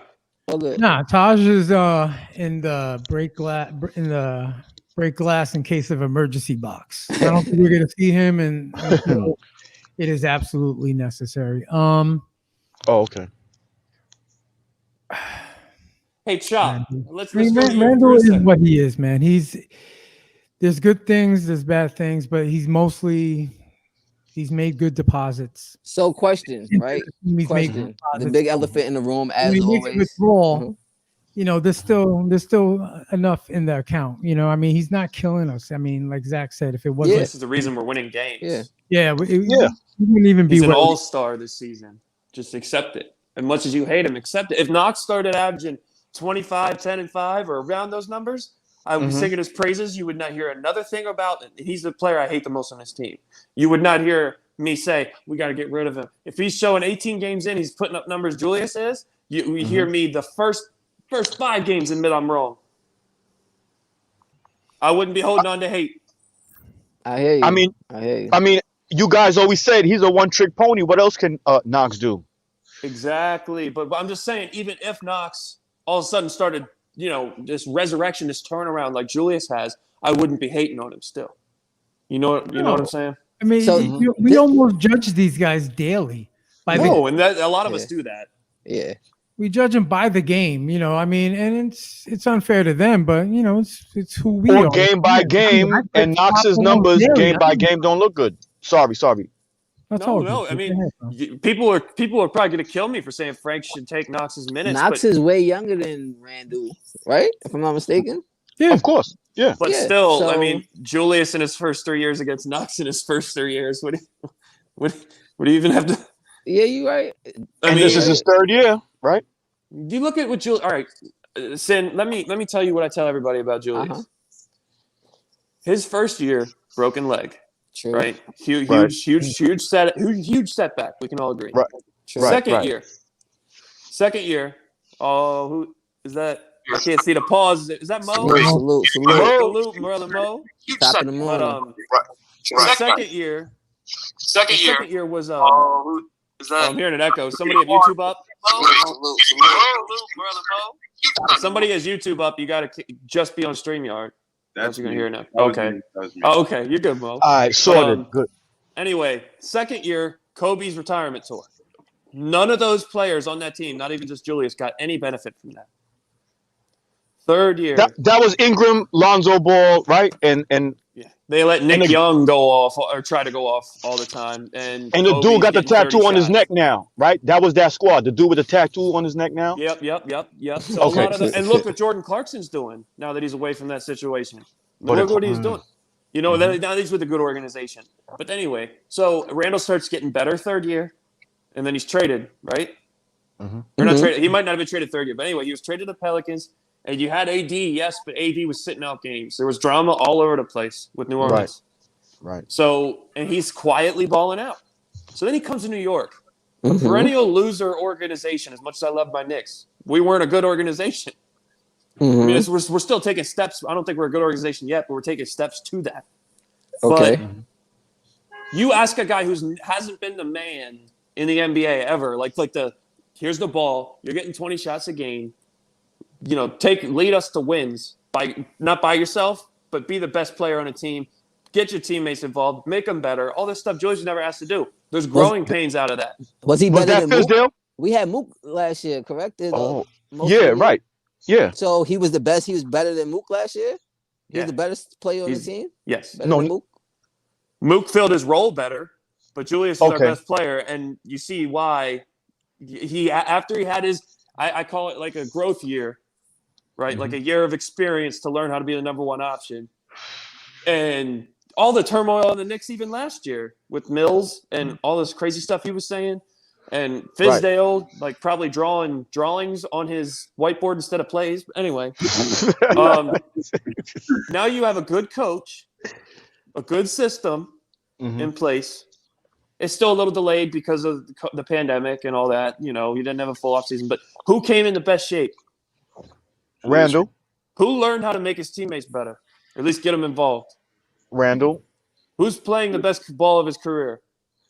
Julius. Who's finally learned how to be a number one option? Quickly. I'm joking. He's getting there, but Julius. So Julius. There's guys in there Giannis. He had to work towards what he is. I'm not saying Randall is Giannis by any stretch. Don't say that. I'm not saying that. Right. Giannis had to work towards that, right? He wasn't just a guaranteed out of the box. Not everybody is the LeBron or LeBron or anybody like that. What year contract is this for Randall? This is last year of the contract, or you got another? No, year? you got a team option next year. So we're going to have this production again on $18 million. Okay. So, in my opinion, you got to keep him because he's balling, and he's way outplaying his contract. You got to keep him at least for one more year and see. So would you extend him now? Would you extend him now or wait till next year to see the production? I'm waiting to see it again. I'm waiting to see it again. Okay, all right. And I'm waiting to see it again. And also, I'm waiting to see I'm waiting for Obi to give me. If I'm Leon Rose, as much as I drafted Obi because of the CAA connection or whatever, I'm waiting for Obi to give me a reason. You on how many minutes a night? Wait, a reason for what? To keep him or trade him? To get Obi keep more him burn. initially, no. But the culture is earning minutes. I mean, Randall has earned every bit of his minutes. He practiced the best. He got in the best shape. Did he earn his minutes, or his minutes came by default? No, they didn't. He came in camp in the best shape possible. I mean, last season and this season. Like, who's going to start over him? Who's going to start over Randall? No, he's right by default. Because guess what? Who you gonna start? Obi Toppin? He's the rookie. If Obi looked better in practice, then yeah. Tibbs said everybody gets a clean slate. That's what he said. Okay, and it's true. Knox is getting more opportunity than he did last year. I know Reggie Bullock is still starting, but he's got more opportunity as far as last year. He's getting more minutes at times, and then he looks terrible, and he gets less minutes. But Julius Randle came in the best shape, in the best condition, practiced the hardest, and you hear everybody saying it. Okay, I agree. And Tibbs unlocked him. So he earned it. My thing with Obi has been hurt, and when he's on the court, he hasn't earned nothing. He can't do nothing in the post, and he was a post player. Okay. I mean, but he was hurt too. Remember? Yeah, but still, when you got to be healthy and earn it. No training camp. Short. Randall had the same excuses. No summer league. No summer league, right? So one quick question, right? Every one of our other rookies came in and essentially started at least a whole season, correct? I mean, the past regimes, yes. Yeah. So what chance or look are you giving Obi to say, well, if you earn it and he's coming in at spot minutes as a rookie, you would have to give him more time to evaluate, no? At practice, you got to make it. He has to learn how to practice, how to be a pro day in and day out, stay healthy. Right. We drafted him because he had a good. He was supposed to be NBA ready. This is why we drafted him. Yeah, I agree with what you're saying. Wait, but Zach, when Kevin Knox came in as a rookie, wasn't he the starting small forward or? Yeah, but who do we have to start over him? Yeah. Okay. Who do we have that year? RJ too. RJ came in and started right off. No matter how. Right Who on. do we have? Right. Who do we have? RJ's rookie year. Frank. Mook. We had Mook. Didn't we have Mook last season? Yeah, but RJ was at the 2 last year. Mook was Yo, the 3. Yeah, he was at the 2, and then Mook was the starter over Knox. I don't think Yeah. it's fair. I don't think it's fair to say that Obi isn't NBA ready yet. We're not able to make like a true judgment as to what he is. If he's going from the A10, like playing against A10 bigs, to NBA bigs. That's a huge yeah. Anyone, even if they're a talented person, like making an adjustment. Like basketball isn't just about your talent; it's about making adjustments. And he's working.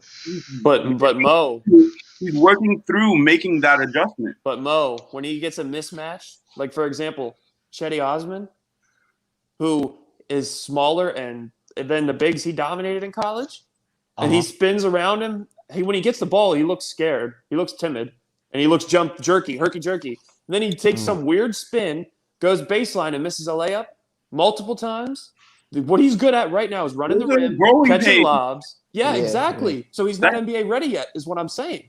When we talk about Knox? That's what I'm saying. Quickly has at least showed you he's NBA ready in certain games. But he's going to have growing pains. When you say NBA ready, I don't think it's like knowing exactly what post moves to do when Cedi Osman is on you. I think it's more. Oh my God. I think it's no. Listen. I think it's more so like athleticism, being able to get out in the open floor. Like most NBA teams, he would be getting more open floor opportunities, but he's on the Knicks. So like we gotta put that into account. We don't have a point guard who's gonna get him opportunities, get out in the floor, like in the open floor. Like, and we don't have a coach that wants to speed the the tempo. This guy needs to run. And when quickly that happens. Quickly makes Knox look good. So Mo, when you look at this. Yeah.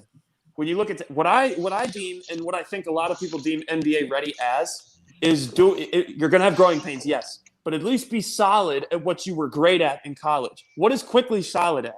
Shooting, his floaters, getting to the line, and being a great leader. That's what he was in college. So he's already shown he's NBA ready in those aspects. Obi was a post player, a playmaker who could stretch the floor at times.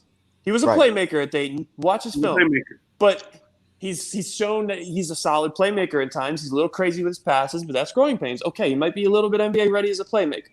He is not NBA ready in the post, and he is really not NBA ready in his shooting. When you look at his shot, he needs work on it.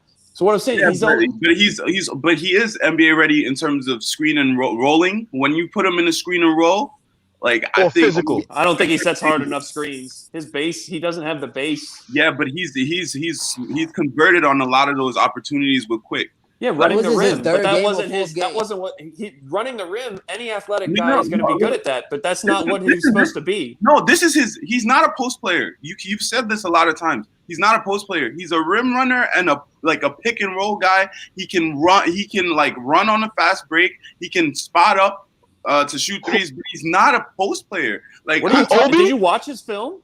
Did you watch why he was player of the year? I watched a lot of Obi film before. Yeah, film, hook shots, post ups.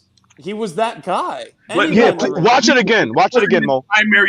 His primary game was not, hey, let's get Obi in the post and let's get him to get us a bucket. That's not what it was. Yeah, it's what he was. He was an NBA. No, he was a college player of the year. No, his point guard Jalen Crutcher is one of the best point guards in the A10, and he got the credit. He even brought Jalen Crutcher to the NBA, to the green room for the NBA draft, so that he can give him the credit. He needs a point guard to be successful. He can't just feed it to Obi and expect him to get a bucket like that. No, it's not. Well, then why'd you draft him 8th overall when that was his thing? Was a scorer in college. He played no defense. I don't think the Leon Rose contingencies thought that that the team was gonna be what it is. Like, I don't think they thought that Julius Randle was gonna show what he showed. Nobody knew that. I think what we were gonna do was trade Julius, flip him for a guy like Chris Paul or Russell Westbrook, and nobody would have taken and turn the team into a run and gun defensive hybrid type of team. But I think right now we got to chill out on Obi because this is a Julius Randle season. Like whatever happened with Obi this season, I think is like it's kind of a wash. And we should just take like every dunk, every play he makes, and be happy, and just put it in the bank because like this is not the year we should like make our read on. Hey, Freeze. Yo, wait, Mo. I love you, Mo. I think you still in debate mode from the other night. But when you was when you was going to cloud nine, the Chuck ain't the champ no more. when you was going at Kevin Wright and you won, I think 2 rounds. Listen, Uncle Freeze, I had kettle jalapeno chips with guacamole dip. I was like, remember Full Metal Jacket, like the gunner? Get some, baby! Get some! I was like, get some, Mo! Get some! Get some! Freezy, did you watch Obi Toppin in college at all or any film of him? Yeah, yep. What was he dominant in? Hey, first of all, let me say this. I think Obi Toppin probably had the highest basketball IQ of anybody that came out this year in the draft. And the reason why I say that is because the type of offense that Anthony Grant ran at Dayton, it didn't take advantage of athletic ability. It took advantage of decision making and like split second decision making from each position. Like if a defender did one thing, everybody on the floor should have seen the same thing and ran a play accordingly, right? And if you can do that split second decision making in real time, I think you have a high basketball IQ. Unfortunately, when you bring that to the Knicks with a whole bunch of guys with low basketball IQ, like Kevin Knox, and it's not no fault of his own. I mean, he's learning. I mean, because everybody has a start point, right? And those start points might be different. You know what I'm saying? I think Obi Toppin's start point and Kevin Knox's start points were totally different. Like when we watched Sports Vibes TV, we did a breakdown of the Emmanuel Quickly Obi Toppin live play if they saw something. So Quickly and Toppin recognized the defense and recognized right away that the backdoor cut was available. But since Obi Toppin is a leaper, it turns into a lob play, right? So they get ready to run the lob play, and guess what happens? Kevin Knox is standing in Obi Toppin's launch area. You're like, Kevin Knox, what are you doing right here? Why are you not in the corner where if the defense cuts off the lob, we could kick it to you in the corner wide open for 3. That's what you like to do, right? You like to shoot this corner 3. Why are you not over there? But that's what I'm saying. What I'm saying. Like I get it. That goes what Zach said. That goes what Zach said as far as breaking the zone. Nobody said Obi Toppin. Like I didn't say Obi Toppin didn't have IQ. He's a good playmaker. That's not what I said. No, I know that. I know that. I'm just clarifying for like the chat or for anybody who might be misunderstood. What I'm saying is that Obi Toppin, yeah, they did some pick and roll. They did a lot of things at Dayton. But his main calling card was a post-dominant player, whether it be pick and roll, rim running, posting up, back to the basket, face up. I mean, his comparison was Amari Stoudemire for a reason. Right. Amari wasn't your typical post player. He was a lot of face-ups in the post, but he's still been a back-to-the-basket game, and so did Obi Toppin. So they ran out that 1-4. They ran a 1-4 motion at Dayton, right? So they ran a 1-4 motion with Obi being the big that was out, and they ran 4 ball handlers where these guys would screen for each other, and depending on what look, whether it was press man, sag man, 2-3 zone, whatever defense, right? Whatever the defense presented, they start out with one guy at the top and 4 guys are extended from wing to wing, right? Y'all know how the 1-4 look. It ain't nothing spectacular. All right, so let me ask this. Kev. Salute, Kev.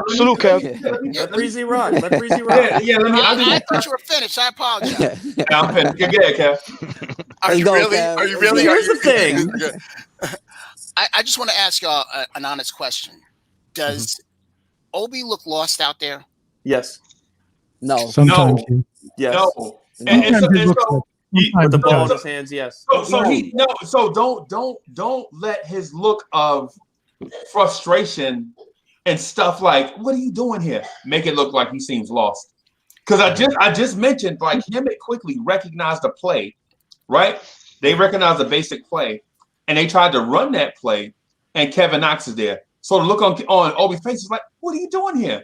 And so people will say, well, it looks like Obi is confused. When I say Obi looks lost, it was when he's on a one-on-one post up with anybody.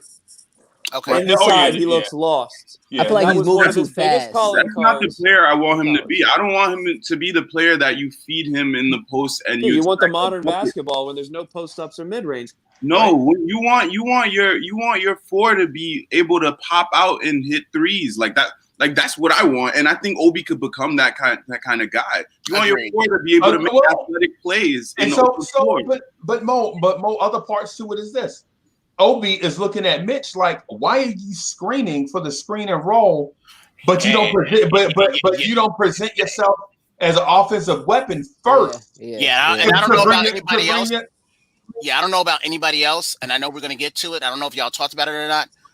Mitch is starting to look questionable to me a little bit. No, but what I'm saying is Mitch is at the top of the key, right? His defender is in the paint, right? Yeah. But so before you run the screen and roll, think about this. Think about this real quick. How do you run the screen and roll and Mitch's man is in the paint? When Mitch rolls to the basket, he is not an offensive threat the entire roll to the basket. That means when they throw the lob, his defender is there waiting on the lob. Exactly. Y'all he might be a threat. If he had better hands. If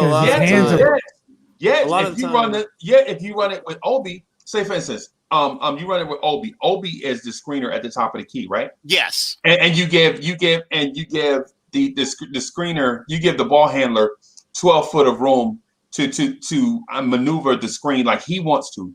Because when you set the screen, you're supposed to stay still and let the ball handler maneuver the screen. Yes. Right? Yes. So when Obi is there, Obi's man is not at the rim. Obi's man is pressed. You know why? Because Obi can shoot the three, right? And so he presents the threat to the defense, right? So now the man presses up, and it's easier for Quickly and Obi to run the screen and roll. But when you have Julius Randle on the block, now you can't run it. Randle, why are you coming to the block? And Randle is coming to the block because he's a 27% 3-point shooter. You know what I'm saying? You expect that 35%, but okay. Is it 35 now? It's 34.8. So now 40. So now freeze. If you what you just said about Obi, you remove Obi away from that and you put Mitch there. Why can't Mitch, develop to shoot that, not even a 3-pointer, just like a mid-range shot. That's all we're asking him to do. The thing is, when Obi's in the game a lot, Nerlens Noel is, and Randall is not. The ideal times that I'm talking about is when it's Obi at the 4 and Nerlens at the 5. And Nerlens isn't an offensive threat by any stretch, but you got to stay honest with him because he can leak out 10, 12, 15 feet and shoot. He will shoot. And sometimes he will make it. So people do go. Like once. Yeah, but I've seen him make it more than once. But people will go. His man won't just clog the paint. They will realize he's there, and they have to go out to him a little bit. That's the times when Obi will get an opportunity at the high post to face up, to do whatever he wants to get in his bag. Okay. Against guys like Cedi Osman because he's in the back. He's at the second string players. He's on the second unit. So he's not playing big-time defenders or big-time players against him. And he still can't take dudes in one-on-one situations. I get you want him to be a rim runner. You want him to be a stretch 4. That's what Mitch is a rim runner. You want him to be Mitch with a jump shot on offense. Yeah. You still have to have different wrinkles to your game when you're the college player of the year, when you're a high lottery pick. You got a point. There's a reason. Got a point. I know. Yeah. There is a reason. Okay, I'm just giving you he hasn't had time to play. Like there is a reason that he fell the way he did in the draft. Right. And so I would agree with that, but also to counter your point, you also have to have a certain level of point guard play to get 4s involved in the game nowadays. And so not but they're not can do that. But can do that. But they're not with Obi. But they're not the same. But they're not the same type of player, right? What was Julius Randle? Was first year Julius Randle that type player? He was a double guy. No, he wasn't. He broke his leg in his first game. His first full season, he was 13-11. No, his first full season was like his first season. He played 10 minutes and broke his leg. I mean, okay. So how do you know what he would have been in his first year? So what I'm getting at is the expectation for a guy that only played like 11 games and 15 minutes. We have to give this guy some more time, especially when when Julius Randle played with maybe one of the greatest players of all time in Kobe Bryant. Yeah. And Julius he was whatever. You can dispute that, but he was Kobe Bryant. Kobe slander? We really going Kobe slander? The fact remains. There's nobody on the roster. Kobe slander.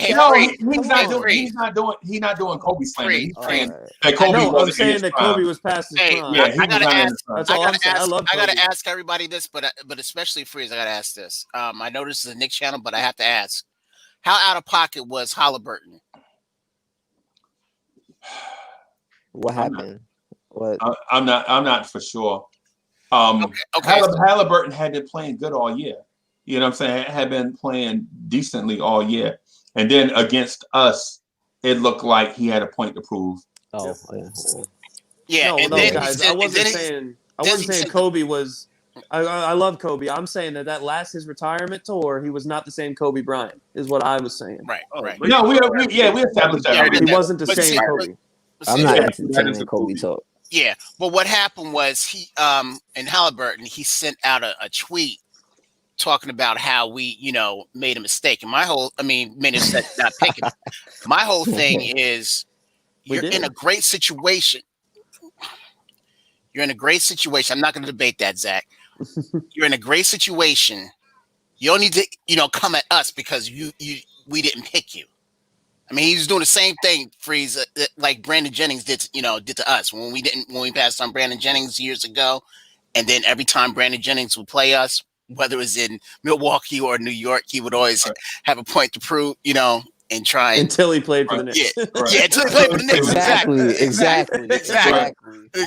Well, so this is the question I've been wanting to ask y'all because some of this stuff, man, is we can talk about for days and days.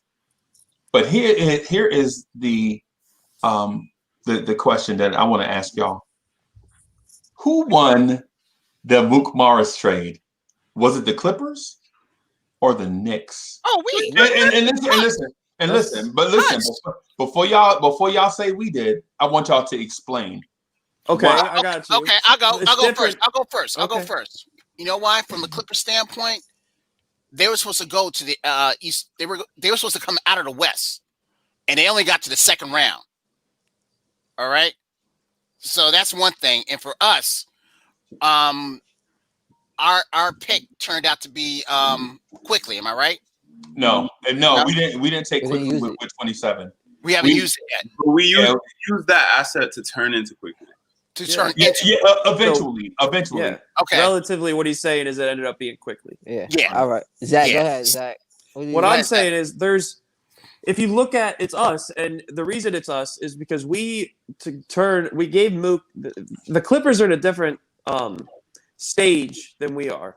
They were looking for a solid role player that is going to look good or is going to complement Kawhi Leonard and Paul George and the thing they got going. They're trying to win now. We're in a rebuild. So we ended up getting a young, talented piece that has all the potential in the world instead of getting a guy who ended up getting a bag like Mook. Right. For what? I mean, what is he winning us a championship? No. Yeah, nah. He could have been the piece to get them over the hump. And Mills wanted to You mean you? No, not me. No, not me. Bro. Not me. Hell no. Mill wanted to give him the bank. Yeah. Why would you do that, Kev? I say we won only because Mook isn't starting over there. Mook, you essentially got him to back up, whether it be Paul George or Kawhi Leonard, and Mook isn't producing the same as he was over here. Like you said, we got Quickly out of it, so it's pretty self-evident. That's my point. All right, so I'm so DJ Cash was good. Salute. What's good, Keith? D? What's that? Pretty boys are in the building. Shout out to the pretty boys. DJ Cash showing up. Shout out to the pretty boys, ladies and gentlemen. So, hey, the reason why I ask, I think it's because it's twofold. I think the Clippers part of it is underestimated because they traded away a late round pick and what was supposed to be a bad draft or a not deep superstar draft. So they got to test drive Mook Morris, and I guess in their opinion they liked him so much that or what he brought to their team that they re-signed him for 4 years, $64 million. So they got the test drive Mook before they actually signed him to the bag, right? On the Knicks side though, so the Knicks went into the draft with pick 8, 27, and 38, right? People forget that we went in with three draft picks, right? So the Knicks did two things. The Knicks traded up using 38 to draft Daniel Arturo, who they then traded for a first-round pick and a second-round pick. You know what I'm saying? So now you're like, the Knicks are being savvy here. They traded back and got a 2023 second-round pick, right? And then they also used the pick to draft Leandro Balmero, right? And then they traded up and wound up traded Balmero and traded up in the draft to get the number 23 pick and a second-round pick in 2023, right? Yes, sir. So in theory, the Knicks, I won't lie to you, I thought the Knicks traded up at the time. I thought the Knicks were going to target Tyrese Maxey. You remember Tyrese Maxey? Yeah. He was Emmanuel Quickly's teammate at Kentucky, right? So Tyrese Maxey goes to Philly, and I anticipate the Knicks doing another move. Okay, the Knicks just picked up 2 second-round picks and a deep 2023 draft, and they still pick in the first round. Who do they go here? And so the names on the board were Terrell Terry, Malachi Flynn, a bunch of guys. So the Knicks didn't get any of those guys. The Knicks go get a guy that was mock draft to go 42 in Emmanuel Quickly. But the Knicks had the inside scoop. They had hired a dude named Kenny Payne. Right?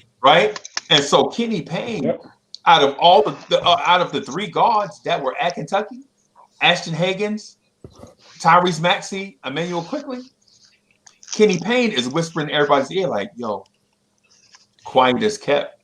Emmanuel Quickly is better than both of these dudes. Guaranteed you. Right. Guarantee you. And if we had past management, they wouldn't have been able to do what they did this time. Right. So not only do you get Emmanuel Quickly, who is a part of your point guard puzzle going forward, you picked up 2 second-round picks in the very deep 2023 NBA draft. Stop. And also, guys, ain't ready for that knowledge. They ain't ready for that. They ain't ready for that knowledge. They got to pay for that. Freeze, they ain't ready for that knowledge. They got to pay for that. When you have a so-called, low talent, not very deep draft class, when all those draft class, when everybody says it's not that deep or it's not very star-riddled, you find a lot of guys in Emmanuel Quickly's range to become studs. Right. That's where you normally find the studs of those drafts. And Emmanuel Quickly has potential to be a bona fide stud. Yes, sir. And the kid Daniel Arturo, I'm here to tell you, if we had kept him, this pick and roll question, like our center in the pick and roll not looking at the rim, is over. I'm here to tell you that Mitchell Robinson probably would have been in the fight for his life. I think Arturo. Nerlens would have been on Ron's plane. Yes. First thing smoking. Yes, because so we wouldn't have picked him up then, right? Zach? We wouldn't have picked him up if we would have had that. He still would have picked him up for a veteran depth, but no, Kev. But listen to what I'm saying. Listen to the whole thing. I'm asking. Listen to the whole thing that I said. So if we'd have kept Daniel Arturo, we may still have gotten Emmanuel Quickly. He was mocked at 42. and we were picking at 38. So we still may have had a shot at Quickly. What's Otero doing right now? Just question. I'm not sure. I'm going off his college stuff. Right. Okay. But I tell you what, the Knicks on draft night, in hindsight, and I'm telling you on hindsight, in real time, I was like, what are they doing? What are they doing? Yeah. You know what I'm saying? I remember that. In hindsight now, in revisionist history, I think the Knicks won the trade, but the Clippers getting to test drive Marcus Morris before they signed him to 4 years and $64 million was a win in their book. You know what I'm saying? Too. So they thought he was the piece. Yeah. That get him over the hump, and how'd that work? Yeah. Yeah. And the other thing about that, the Lakers and the Clippers were after him. Yeah. Right, but the Lakers got the other brother, right? The Lakers got the other one. Yeah. Okay. The worst of the two. And then they signed Morris to like a $60-something million contract. So. 4 years. And Keith got like $3 million 1 year. Yeah. Something crazy. So the reason why I bring that up is because sometimes our conversations we get inundated with Elfrid Payton can't shoot, and it's legit other stuff out here for us to discuss. Like this Quickly thing, the front office legit outmaneuvered. It was like how Sports Vibes TV did Chuck in a debate Saturday night. You know what I'm saying? They outfoxed the class. You know what I'm saying? I have a question for you guys. It was Freezy, I want to hear your answer. Go ahead. Yeah. Go ahead. Oh, no, I was going to say it was a very smart move on their part because also keep in mind a couple of years from now, the high schoolers are going to be coming out. And the draft's going to be much different going forward. And with the development staff we have, you're right on point, Freezy. They're thinking ahead. They definitely So how do y'all feel about How do y'all feel about high school? I didn't think about that. I didn't think about that, Cash. Wow. How do you feel about high schoolers coming out? How do you feel about that? Back in the day, dudes need a lot of work. Dudes were cut from a different cloth. Back in the day, like Kobe. Now. Yeah, like Kobe. Not even just Kobe. KG, guys like that. You're gonna have a lot more Kwame Browns nowadays than you are. Tracy McGrady. KG, Tracy McGrady. Yes. T-Mac. Yeah. But I have a question. The key. No, I was going to say the key to the high schoolers coming out is going to be a development staff. The Knicks are already ahead already ahead of the game because you're talking about 17, 18 years old. Think about yourself when you were 17, 18 and where your mind was. I know for myself, you needed a lot of direction. You needed a lot of coaching. You needed teaching. All those things are going to be needed for these kids. You also need to listen. Only have a few. You had a few, and you had a few exceptions with like LeBron and Kobe. Those were exceptions, but most of these kids, they're gonna need help. They're gonna need help. They're gonna need assistance. We don't give them time. Time. My question, I want to start with Freezy. I want to hear Freezy's answer to this first. Is okay to start. First off, we hear a lot of people trying to put a cap on Emmanuel Quickley's potential, like he could just be a sixth man. Right. Or he could be this or that. And I think he's starting to prove everybody wrong. What do you guys think, best case scenario, that Emmanuel Quickley turns out to be for us? A great guard for us. As far as player comparison or like player, it could be anything. Overall. Player comparison, is he going to be an all-star? I think he'll be an all-star. I think he can. What do you guys think and why? I think he can be an all-star. Not voted in by us or the media. I think the coaches will vote him in. I think he'll be a solid guard. I want to put him as a point guard. I know I'll get, heat because people say that he's just a combo guard, but he's the guard that we need for us. Because I think his potential is best suited for this team because, like, let's say we keep Randall long term. What do you need around Randall? You don't need a true point guard. You need shooters. Hey, Zach, let everybody answer your question. The first question. I'm kind of. I can't really. It's hard to even. I don't think we've seen something like Quickley in a while, as far as player comparison. So it's hard for me to like put a finger on him. He's raw talent. Like he's quick.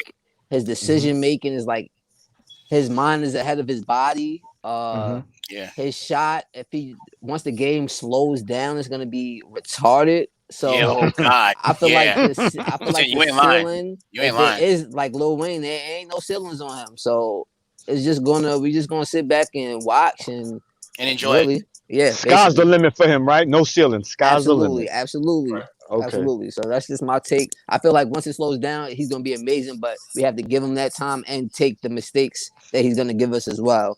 Right. It's only 18 games. He still has a whole season to learn and develop and grow. Right. I like that. Yes. And the thing about his mistakes, they're not major. They're not major. Right. So here's the thing about Quickly's mistakes. So this is the thing that frustrates me when we point out Quickly's mistakes. And no shade on Kev. This ain't shade at Kev. But we point out Quickly's mistakes, and they're not all his.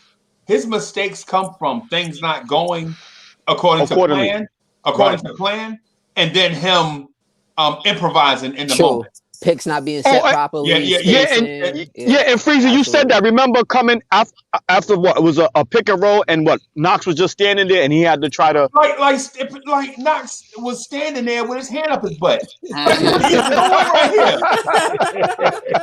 like Kevin Knox, are you a lob catcher? Kevin Knox, are you a lob catcher?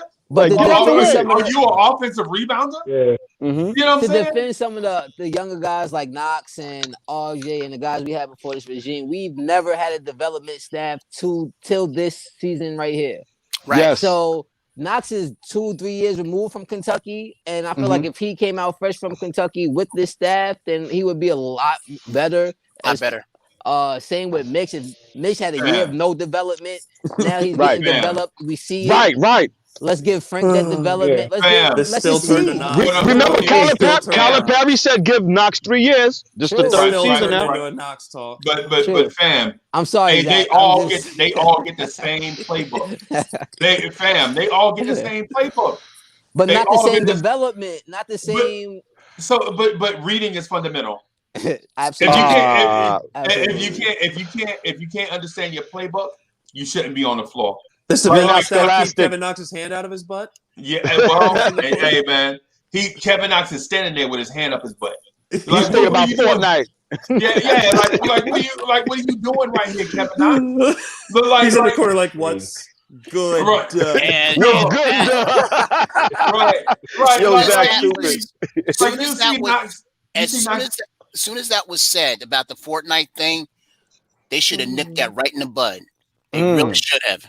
They really should have. I mean, I know you want to, relax and do whatever, but you should be really concentrating on your craft. And it's about perception. Indeed, Kev.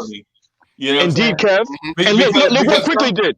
Look what Quickly did after the game, right? He's at night shooting while they at home playing video games. Even if you like to unwind playing video games, don't tell the world. Like you think Kobe told his hobbies to the world. Exactly. But again, I hold the coaching staff. Because Fizdler was the one that that talked about it and everything. No development. Tibbs ain't doing that. Tibbs ain't doing that. Tibbs ain't doing that. But Kev, my man still has to read his playbook. If they're about to run a pick and roll at the top of the key, Mitchell Robinson shouldn't be pointing to Kevin Knox like, no, dog, you're not right here. Go over in the corner. Yep. Come. Some of this stuff is like, Knox, what are you doing? Doing? Mitch telling him what to do with all his offensive IQ. Yeah. Right. The blind leading the blind. So Freezy said these players are not skeletal. Oh, sorry. Salute, dude. Thank you. Hey, so let me not. So, dude, thank you for the super chat. Dude says, "What's up, panel? Thon Maker was waived by the Cavs. He can defend good off the pick and roll. And he can shoot. Why don't we go get him?" But the thing is, who do you cut? Who do you cut to sign him? Exactly. DSJ. Nerlens Noel. Why not? Yeah. Drop Nerlens for him. He's not looking good as we thought. Right. Yeah, like actually. And Devon Fish is saying, "Stop with the Fortnite bashing. Shake my head." Well, that's unfortunately what we have here. Guys in Kevin Knox caring more about Fortnite than they do about their craft. Look, if And you want to be a professional basketball player, at least play 2K. If you want to be a professional basketball player, there's consequences. If you want to sit in your basement and play video games, do it. But don't call yourself a professional basketball player. Yeah, and you'll be on that plane too. And you'll be on that plane too. Hey, and so the thing with Knox is this, and you have to have a certain level of basketball IQ to be fair to your teammates. It's one thing if you mess up yourself, but it's another thing if you got Obi Toppin like, I just had an easy 2 points right here. You standing here with your hand up your butt, right? You know what I'm saying? So it's one thing. It's one thing. Mitchell Robinson is like, hey dog, you ain't supposed to be over here. Go over there, right? You know what I'm saying? It's one thing. RJ Barrett saying, hey dog, don't run straight to the corner. You know what I'm saying? If you want to get open look in the corner, you gotta move. You gotta, yes. You gotta work ethic. Yes. You gotta raise that level of IQ. Yeah, exactly. Hey, go ahead, so wait, Freezy, you saying that they're not reading the playbook? Scholastics, Knox got a pop up. The pop up with the pictures, a pop up book. Hey, Chop, I'm saying maybe he's at that level. Maybe it may be the soft cotton books. You know what I'm saying? that the toddlers use it to read. I'm not saying my 5-year-old reads better than him, but I'm saying my 5-year-old reads better than him. Yeah, y'all know the book. Y'all know the books. Your 5-year-old will have a better. The toddlers will be like, I can either read this thing or eat it. And some toddlers you see eating a book. You know what I'm saying? Or trying to eat it. Yeah. So he drinking Elmer's glue. Yes. Oh snap! But my thing is this. It was born out of the question about quickly, like you know what I'm saying, what mistakes does quickly make? Some mistakes are forced by the mistakes of others. Right. You know what I'm saying? Like for instance, RJ Barrett going to the basket and shooting amongst trees is not all RJ Barrett's fault. If Mitchell Robinson's defender feel like Mitch was a threat, he'd be at Mitch and not following RJ to the rim. Okay. You know what I'm saying? So it's like I give you an example. Give you an example. Mm-hmm. RJ Barrett is cutting to the rim, right? Mm-hmm. RJ Barrett's cutting to the rim, but Karl Anthony Towns' man is staying with Karl Anthony Towns because Karl Anthony Towns is an offensive threat and may shoot the three. Karl Anthony Towns is the best shooting center of all time, right? And so I use him in an example. Oh, an example. I'm like, wait. Yeah. So now, do you like your chances of RJ finishing over his man? That's probably 6'7", and another guy that's 7 foot tall, or RJ Barrett finishing on his man that's 6'7"? Both. Well, finishing on your man at 6'7", yeah. It's obvious, yeah. You like RJ Barrett finishing at the rim 1-on-1. As opposed to him trying to finish over Elfrid Payton's man and Mitchell Robinson's man, right? Because neither of those guys, man, respect their offensive game, right? And that's sad. That's sad. And so what we do is we're like, why does RJ keep going to the basket? The question should be because he can't shoot. The question should be. Why is there a bunch of people in the paint?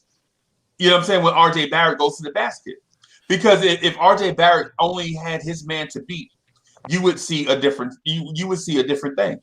We're not spacing the floor. And let's go back to that thing about RJ saying that he can't shoot. Okay, he knows he probably can't. He doesn't have that touch yet, but he's going to do what he's going to do what's making him successful, which is going to the basket.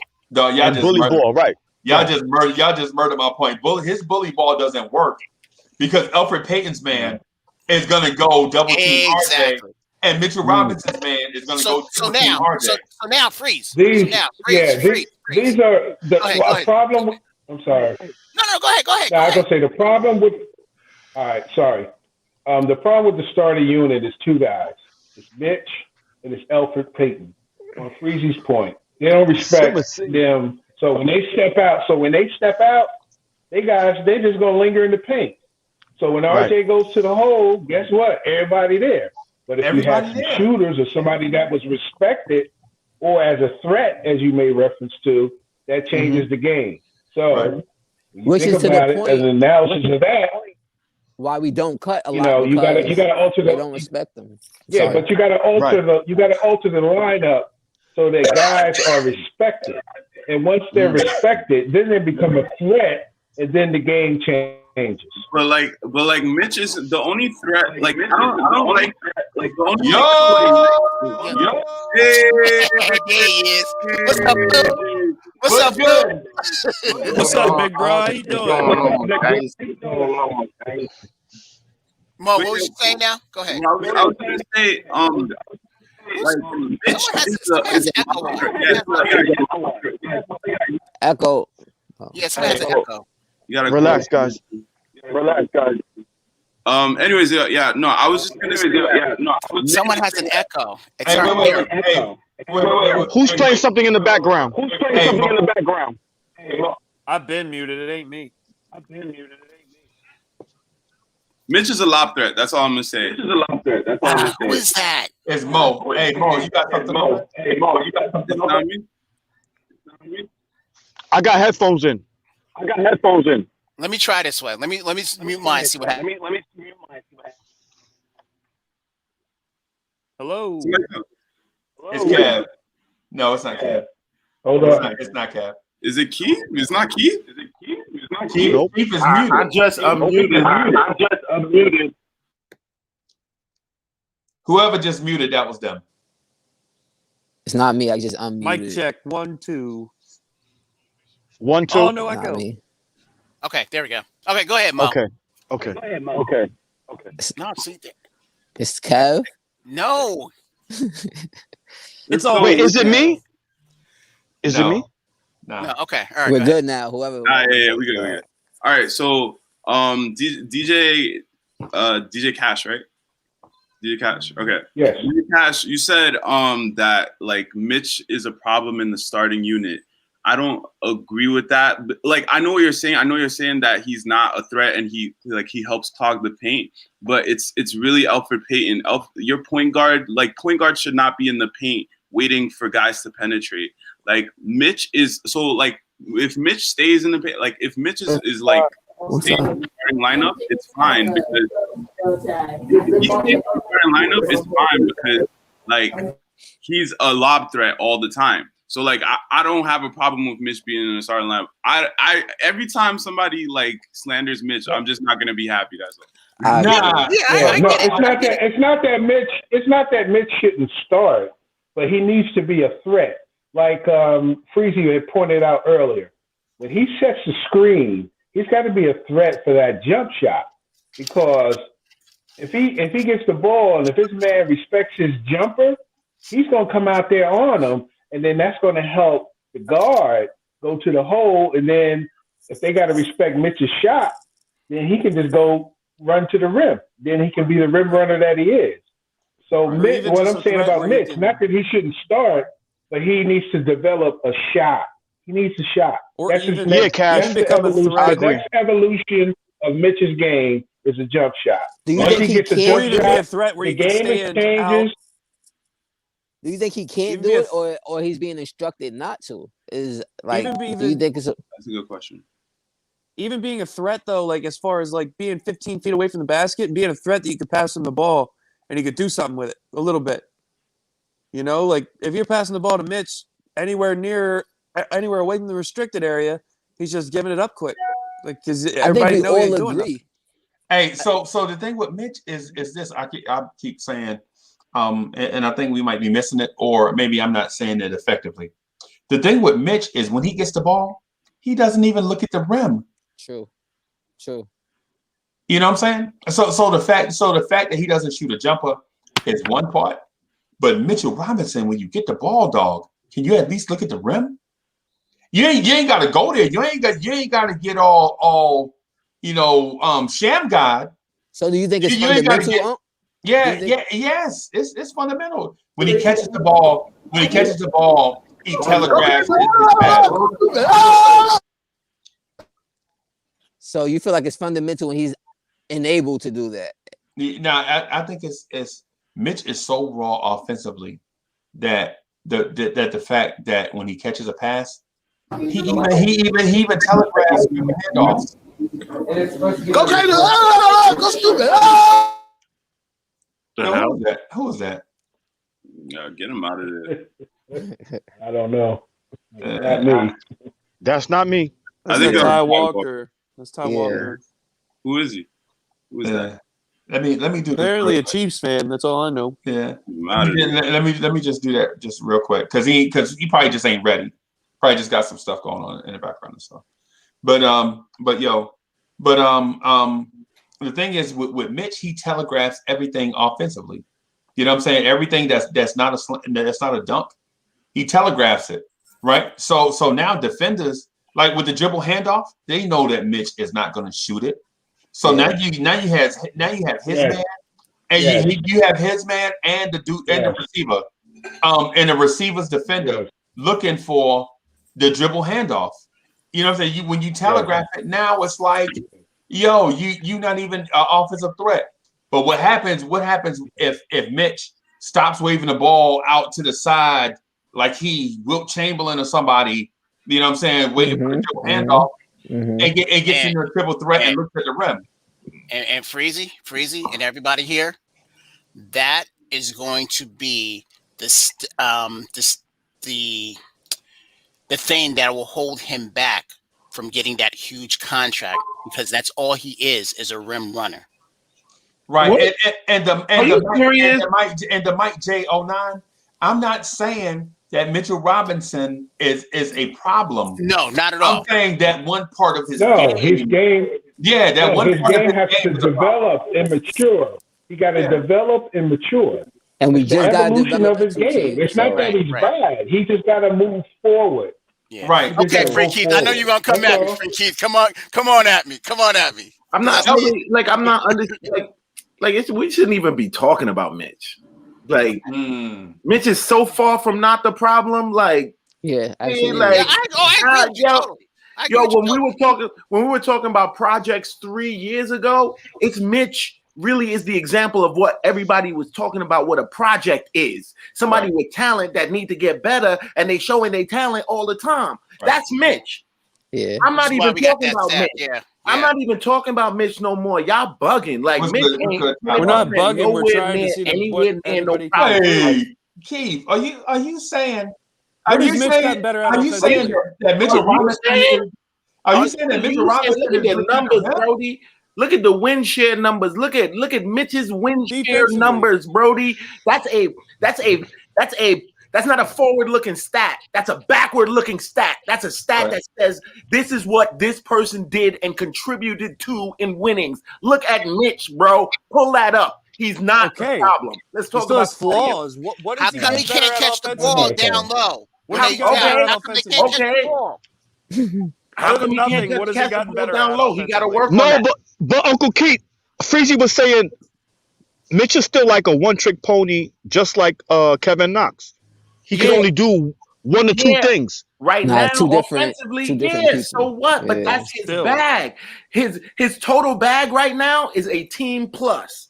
It's a plus for the team. With all of the stuff he still got to work on, he's still a plus for the team. Bro, facts, but we still can talk about what he needs to improve on. The stuff that Knicks fans always been clamoring about, like, oh, that's why they love Frank. Defense. Like he's anchoring that. So Frank is a one-trick pony. Why we are top? Hold on now. At least Frank would attempt to, hit a shot or two here or there. Can Frank even attempt to hit the court? By the way, guess who's back? Guess who's back? On the back. Guess who's back? Tomorrow. Guess who's back? That dude groin start. Guess who's back? Until he jogs and breaks his leg. So Keith, what I'm saying is so I think you took my point out of context, and I'm offended by it. I think so.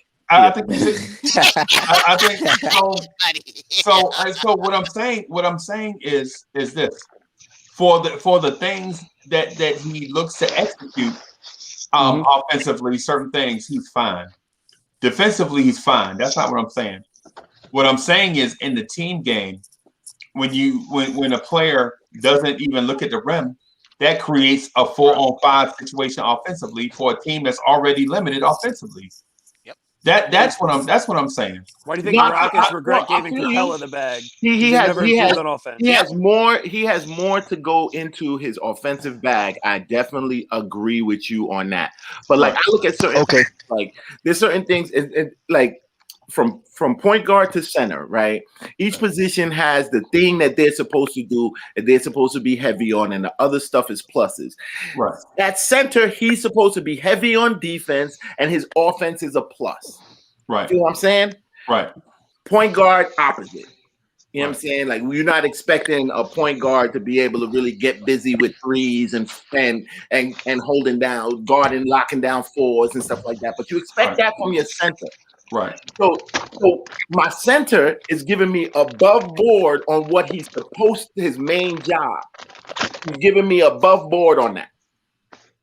I'm totally fine that his offense, like his offensive game is like one-dimensional right now and gotta come along. Being the fact that my man wasn't even supposed to play in an NBA game even his first year. Right. Yeah, and we're just trying to say what he can improve on. We're not hating on him, man. And of the Knoxes, the Franks, and the Mitches of the world, I trust Mitch more to do the development leaps that people are asking for than any of those guys. Right. Yeah, but those guys are lost causes. Mitch isn't. That's why we're talking about what he can improve on, because we have faith in him. I don't think that they're lost causes. I think that they're longer causes. I think the Cats are going to wait like 7 years. Let's wait 10 years and see if it got 7 years for Frank to become Trevor Ariza. That's exactly what Cats want. That's what they want. Like they want, and definitely not no Darko Milicic either. Like, right. High-level role players. No. But listen, wait, Freezy, hold up. But to that point, though, the scouting report now, everything is out on Mitch, what he could do and what he can't do. Yep. So this is where the adjustments have to come in at. Like you said, don't get the 3-point, a little mid-range, or a post up or something. That's all I'm asking, Freaky. That's all I'm asking. Right. Again, you asking him to come up on his offensive game when there's other cats who are supposed to be actually the offensive starters that they have way more problems with that. Like I'm finally like, I'm on the Elf shouldn't start no more team now. Yeah. I'm the big homie of, like I know he's still my guy, but he's too up and down. Like you know what I'm saying? Like I like his defense. Actually, I like what he's doing on defense, but his offense is too up and down, and I need that from him. Like that's his main job. Right. Know what I'm saying? Like that's his main job. I'm cool on him having his extras down, but you got to have your main stuff down. Right. And Kev said that. His what you said, Kev, he's consistently inconsistent. Well, yeah, I said that about Peyton. I love Elf. I love Elf as a point guard. He's the type of point guard I like. He keeps playing with my emotions, man. He keeps playing with all our emotions. Our emotions. He's not offensively consistent. He'll be doing, whatever at the rim and everything and hit shots. And then the next game, it's like, where you at? I'm willing to concede that one. Like, your boy. He's just not consistent. I like him as a point guard. He's just not offensively consistent. At least Randall don't play with my emotions because you know what you're getting. Everybody love Randall now, huh? I love Randall, huh? So the most important thing with Alfred Payton, everybody love Randall now. For a guard like Alfred Payton, and rebounds, still making excuses for bust. The thing about Alfred Payton for a guard that rebounds at his rate and his size and his speed, he gets a long off defensive rebound, right? He grabs it and he looks up court, and then he doesn't push. Yeah. And then so you like, dog, you caught the rebound at the free throw line, right? Everybody's behind you. You look up the court, and then you trot, and then everybody's passing you. Everybody's passing you. Reminds me of one of my first jobs I had when I was like 17. I drove for people from retirement homes. Right. And you got a wide open lane to get on the freeway, so you punch the gas a little bit. Hold on, slow down. It's like there's some old lady in the back of his head telling him to stay slow. Yeah. Come on now. You still look 17. You still look young. Oh no, I'm 26, bro. That was a long. Wait. Wow. So you saying the dread Peyton is better than the haircut Peyton? Remember the dread in the front? Yeah, Yes, the sir. weekend looked Way like better. Way That was better. that Orlando Magic. Yeah. the weekend looking up. Now Reggie Bullock got the hair and he's not doing it in service. It looked like the weekend. The weekend. Reggie looked like the religious weekend with the cross in the back. Oh wow. Oh man. Here we go again. Thank you. Yeah. Hey, but yeah, man. So that's part of my frustration, and the other part of the frustration is that Elfrid Payton can beat his man off the dribble. Yep. And get to the rim, but won't. It's rare occasions that he'll do it consistently. I still on the. He gets to the rim. Actually, gets to the rim. He gets to the rim in the paint a little bit better than RJ. I don't know what you're talking about. $1 million move at a 10. That's not opening for me to say that. Some people to say that I hate RJ or this. Not RJ is doing his thing. I'm just talking about like how he operates in the paint. What people hate about Elfrid right now is that he does not have a consistent 3-ball. That's 100% of the Elfrid. You want to know what Elfrid Payton? Because if he did, that'll change the whole scope of his game. But I'm not He's asking $1 him million to hit the three. move with a 10 I'm not asking him. finish. I'm not asking him to. He can't finish three at the all. basket. Yeah, he can't finish. He doesn't finish. But his main problem is his shooting. His main problem is he can't shoot. Y'all were just talking about how the problem is we don't have spacing because Elfrid Payton can't shoot. It's not that he still can't finish. Thank you, Mo. Like that can't even stay on their own. He finishes. So you tried to say false. You tried to speak false. Man, he doesn't finish. The rim. Like He's we not. talking He can't. Like No, we need Payne to be a facilitator. Yo, we not about to turn this conversation into Elfrid Payton can't shoot. Remember at the beginning of this live stream, I said we need to talk about other stuff, not Elfrid Payton can't shoot. We are not about to start talking about Elfrid Payton can't shoot, y'all. In fairness to everybody, the one conversation. So there are 3 conversations that go on and on and on and on and on. Is Kevin Knox need more minutes? We ain't talking about that. No, we're not talking about Kevin Knox getting more minutes. We're not talking about Frank needs more minutes. Give Frank time to develop. No, we ain't talking about that. And we ain't about to talk about Elfrid Payton can't shoot. Yeah, I'm sorry, y'all. Listen, if you join the live stream in anticipation of us talking about Elfrid Payton can't shoot, this ain't the live stream for you. I'm sorry. We ain't about to talk about that. That's out. That's out. We ain't about to talk about no Elfrid Payton can't shoot. I brought it up. I brought part of it up merely as a point of how certain people on the court impacts others. Well, where you think it was a mistake by one, but you have to look at the personnel on the floor. It's the reason why I even alluded to it. And so I wasn't trying to shade Mitchell Robinson either. My whole thing is this. We get here to have a smart conversation with people where passionate Knicks fans can have a smart conversation about the Knicks. But we ain't about to start. No, I'm sorry. And I know y'all had some super chats fired up already. Y'all like, yo, I'm gonna send this super chat for Elfrid Payton can't shoot. I'm sorry. We ain't about to have that. I'm about to bring everybody else back in, man. But we ain't about to have that Elfrid Payton can't shoot. I'm sorry. Yo, I'm sorry, man. Yo, I brought it up, but it's okay. Yeah, but we ain't about to talk no 2 hours about Elfrid Payton can't shoot. That's out. Let's talk about quickly. That boy good. Yeah. That's my man. That boy good.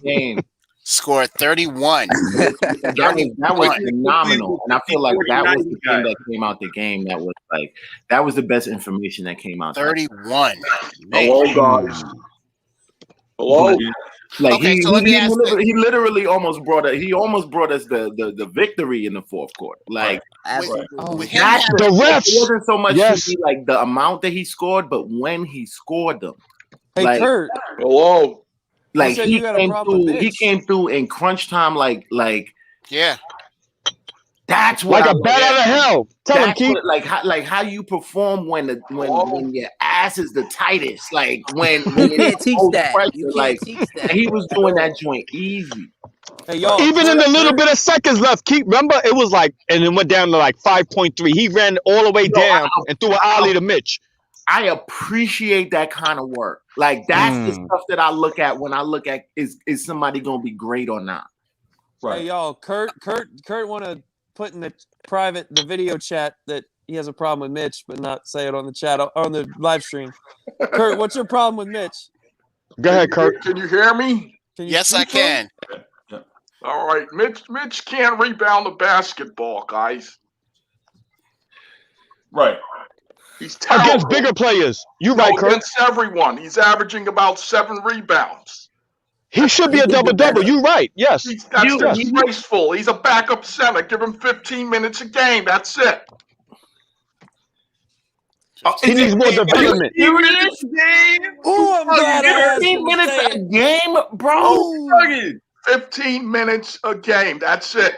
You shouldn't get more than that against Embiid. Yo. Yeah, but Uncle Kurt, who else we got? We only got Noel's. Who's the next backup center? We have no centers. Alone is worth 15 minutes.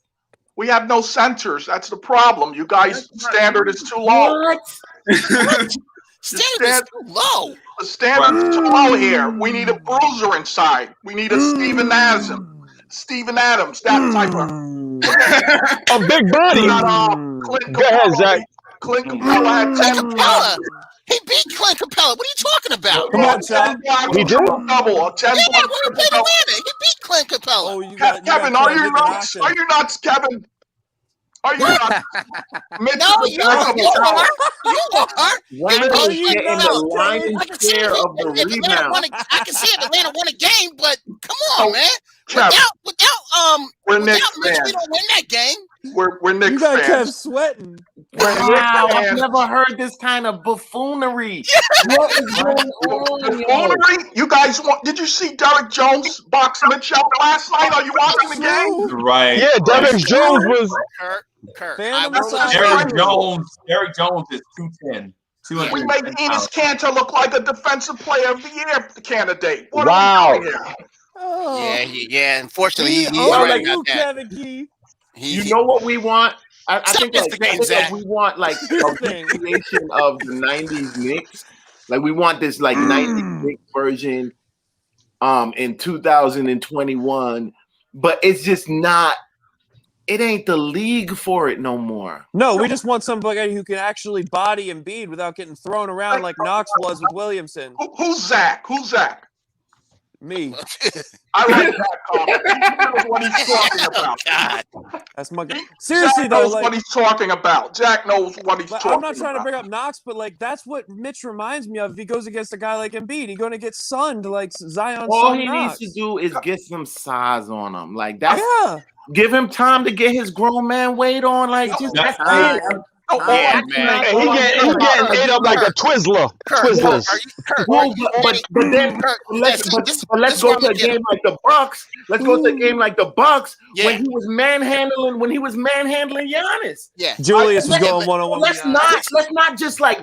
Let's not just. Hey, Keith, I'm gonna get him. He wasn't manhandling Giannis. I'm gonna get him. He stuffed Giannis like twice. Hold up. I'm gonna get him. Wow. What game you talking about? I'm gonna get Kurt right here. I'm gonna get Kurt right here. You got a weak side block. Let's go back to those numbers. All right, relax. Everybody relax. Go ahead, Kev.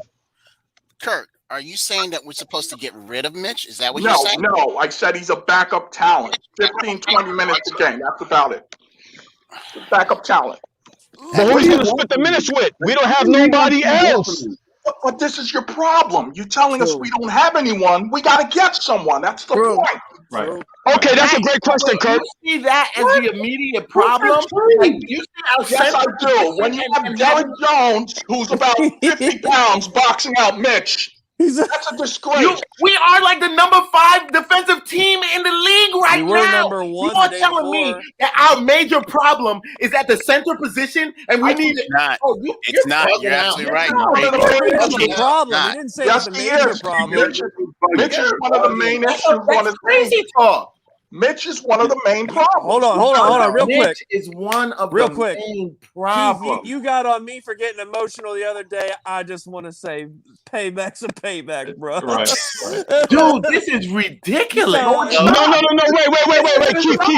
Keith, Zach. Hey, yo, Kev, listen. How against what's the center that's on the Cavs now that came from the Pistons? What's his name again? Andre Drummond. Yeah. Sundin.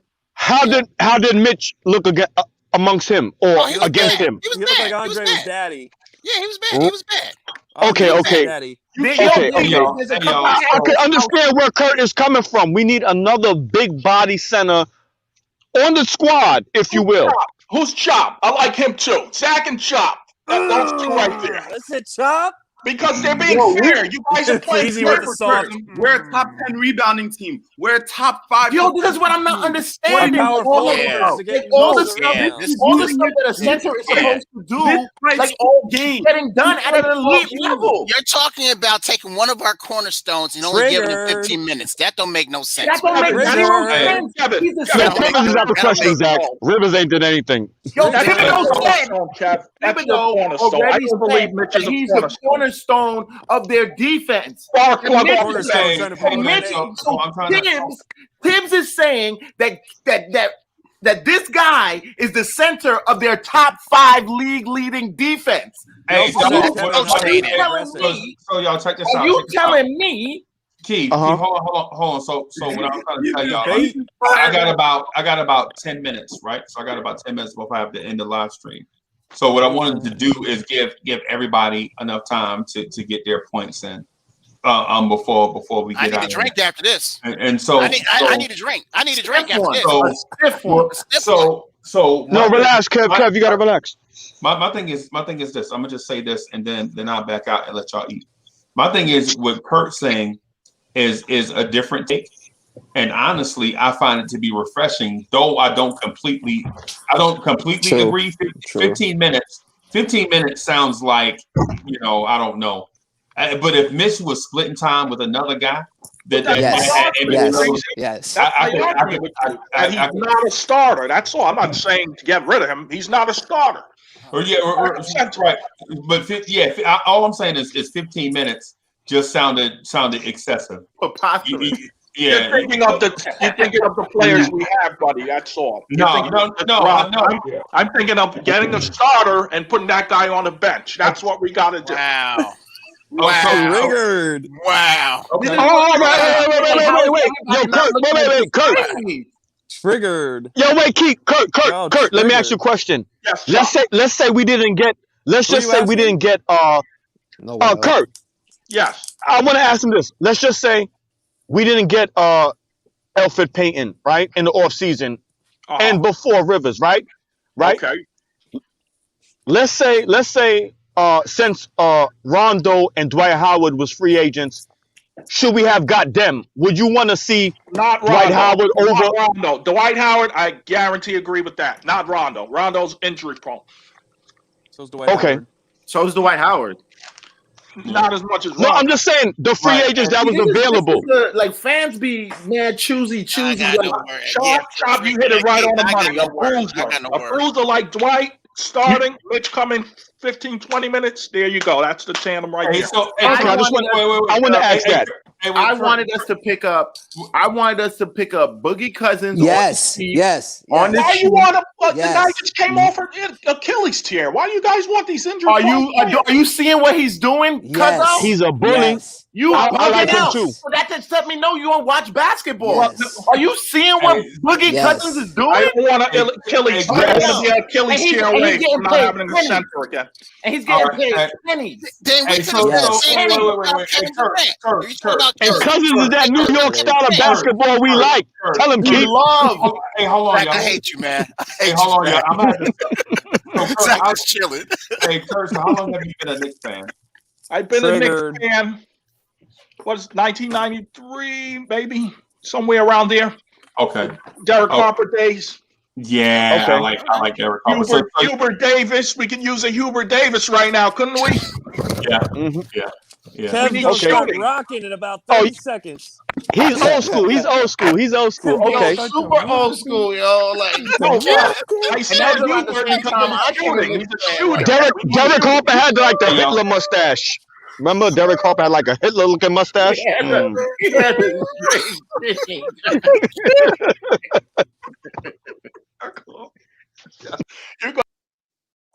Hey y'all. Hey, so I ain't trying to be, but what we need to do, man, is start talking one at a time in the live stream because it sounds gargled coming through the people's speakers, man. So I'm gonna ask respectfully, man, for everybody to if somebody is speaking, just let them talk. We be having plenty of time, man. You know what I'm saying? I don't cut anybody off or rush anybody. If somebody's got something to say, man, just let them finish their thought, and then we can just jump in from there.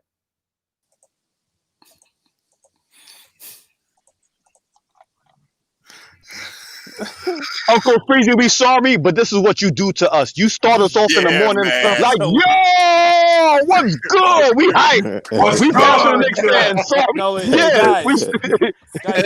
Where your glasses at, man? Look, I'm all for rational conversation, but yo, like some things are just preposterous, yo. Yes. Like I am not like if they're gonna play Mitch for 50 minutes a game, I'd be much more in favor of them trading him. Trade Mitch then. So you only want rational conversation if it's rational to you? No.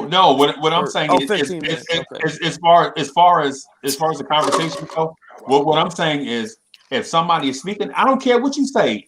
And I keep saying it. As long as y'all not trying to get on here and sell porn, life insurance, or as long as you show up, I mean, I don't care. But what I'm saying is, like when Free Keith is talking, just let him finish. You know what I'm saying? When Kurt is talking, let him finish. When Zach is talking, let him finish. And because what happens is we forget that there are viewers out there that actually listen to this, and there's when they go back to the catalog and listen to it, they're like, "Yo, it was just a whole bunch of yelling through the speakers." Right. You know what I'm saying? Yep. That's what I'm saying. Yep. No, but this is what makes it so great, because once Ron Cleveland closed the barbershop at night, we open it up in the morning, and the early guys like.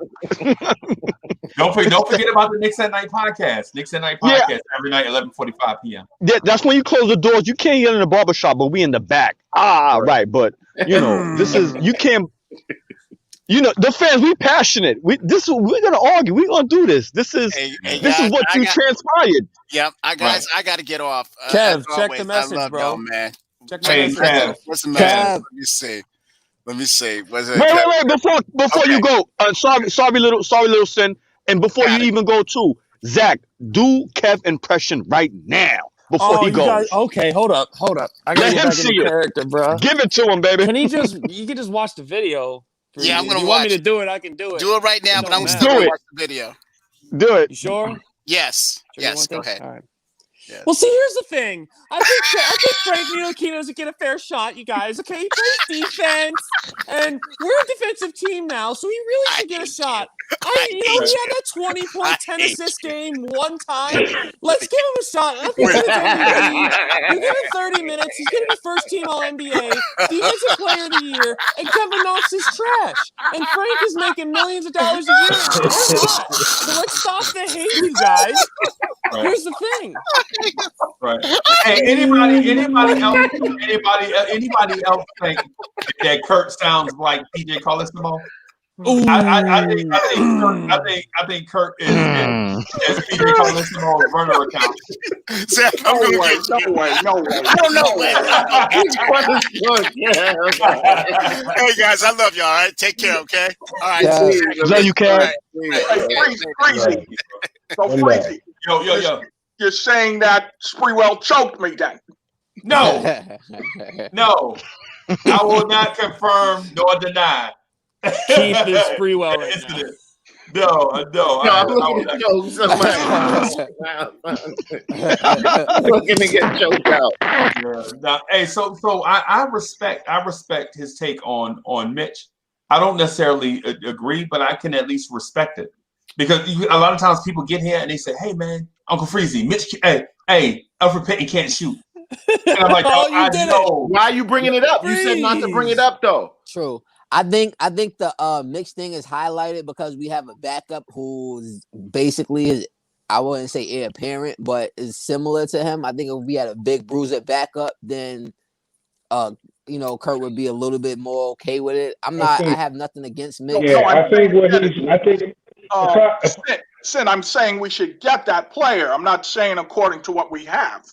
No, I definitely agree with you. Agree with you. We dropped the ball. Yeah. We dropped the ball not picking up Boogie.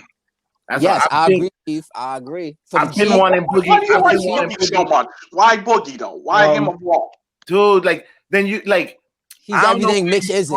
I don't know where you from, Unc, but I don't know. I'm from New York. I'm like New York basketball is different, bro. It's different. The attitude is different. Like for you, Boogie got that. Last person who had that was Mook.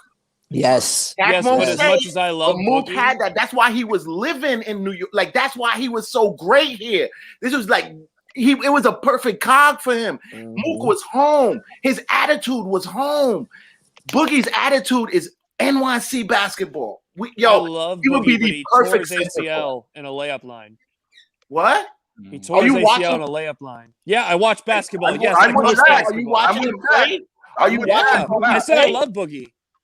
Dude, and we would have had him for pennies. How long is he gonna play? I'm not concerned. Dude, just as a backup, what Mitch needs in his development, because understand Mitch is still developing, and I'm talking about his body development, because he's not even into his grown man size yet. His grown man weight, I'm saying, it's grown man handling him at the center position. I know. Okay. So it's not but I'm not going to throw him away just for the fact that I know I just got to wait for him to get his man strength on. He does everything else so great. You know what I'm saying? It just doesn't make sense to me. I don't see that as the major problem. I don't see why they didn't pick up somebody like a Boogie to give him some difference in terms of a different style coming from the center position. Right. I've been promoting for Boogie, for them to pick up Boogie for 2 seasons. Me too. Yeah, but I understand. Yeah. And if it was a healthy Boogie, yes. But I'm saying, I'm just concerned. 20 minutes a game for that man, 25. He tore his ACL on a layup line, big bro. He's an injury-prone bad. I understand. No, I am totally on board if he's here and healthy. I'm just worried about his health. That's it. But that's the pennies on the dollar part. Yes, I understand that. That's the reason why you can pay a man like that $4 million a year. Right. Yeah, now, I agree. I just hope he stays healthy wherever he's at. I love Boogie. I think behind all the front office moves. I look at Rose as like a capo. That dude been doing some mafia moves. I salute that dude. But that's my only. I do not understand why they didn't scoop Boogie, yo. That would have been such a low risk investment. Why didn't you? And so to Kurt's point, I just wanted to address something. Usually a team doesn't have 2 double-digit rebounders. It just didn't happen in the course of NBA history. When you have one guy averaging 10, 11, you don't have 2 guys averaging 10, 11 rebounds on a team. It just doesn't happen that way. And we already have one. So what we got to do is look at practicality. For one, we played a slow pace, and we put up less shots than a lot of teams. And we already have a dude that's averaging double-digit rebounds. So if you just look at the raw data, just look at the stats, and you see Mitch is averaging 8.4 rebounds, it looks like a dude 7 foot tall should be averaging more. But we don't put up enough shots, and then we already have a dude at power forward that's averaging huge rebounder numbers. Can I ask you a question? Yes, sir. What was your issue with KP when he was here? He couldn't rebound, right? True or false? Oh, very true. But in that position, what's the difference with Mitch? Why are we biased with Mitch? We had Cantor rebound in 20. He had Cantor rebound, but still, KP was getting bodied by Patty Mills.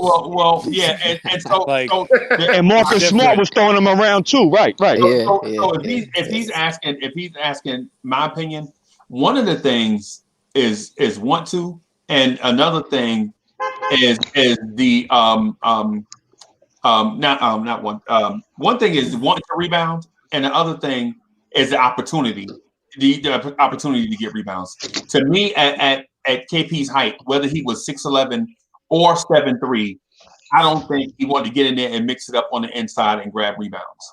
That's my opinion. Soft. You know what I'm saying? And so the thing with Mitch is I think it's more of a thing of opportunity. And plus, I think my man is dinged up from that fall he had the other night against the Celtics. Y'all remember that for the 3-point shot where he blocked the 3-pointer and he fell on his hip? I think that's probably lingering right now. I mean, I don't know for sure. But I'm one that have fallen. You know what I'm saying? And I know those things don't go away in 1 or 2 days. And I'm pointing to the fact that he got boxed out by a dude that's 199 pounds. I see the same thing happening to Mitch. I'm sorry. Okay. Derek Jones bodied him several times last night. Yep. It's disgraceful. Yep. He and Derek Jones is the dude I was referring to. That's 199, under 99 pounds. So yeah, Derek Jones is. I'm not giving. Let me do this. I ain't giving Derek Jones credit for nothing. He boxed out Mitch. He boxed out Mitch. Mitch got boxed out by a dude 199 pounds. You know what I'm saying? So yeah, I understand what you're saying. I would like to see Mitch more aggressive there, but at the same time, I think it's clearly a case of Mitch trying not to foul out of the game. And you can't compare. Wait, why were we comparing KP's rebounds to Mitch? Like, I think Mitch's rebounding is on the same level as KP. I think they're on the same level as far as rebounding. Nah, but see, but KP played on the perimeter like he was a strength. He wasn't a. Give me a brown bag. He wasn't a back to the rim like. He was damn near full. Like, I never expected KP's rebound to be what you call it, like what Randall is at being what I gave you forward that he is and actually running the offense. Right. I always thought KP was like a small forward in a center spot. A stretch 4, if anything. He would get low against guards. Like he would not use his size at all. He had cats like Patrick Beverly giving him problems. Right. He was Pablo Prigioni in Boban Marjanović's body. Pablo was a saint and a scholar. Pablo was a saint, man.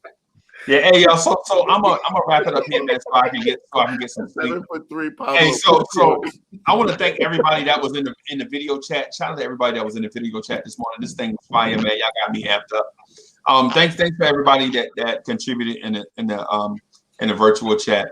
Make sure y'all subscribe to the channel, like the live stream, join the video chat, join the virtual chat, turn on your notifications, share on social media.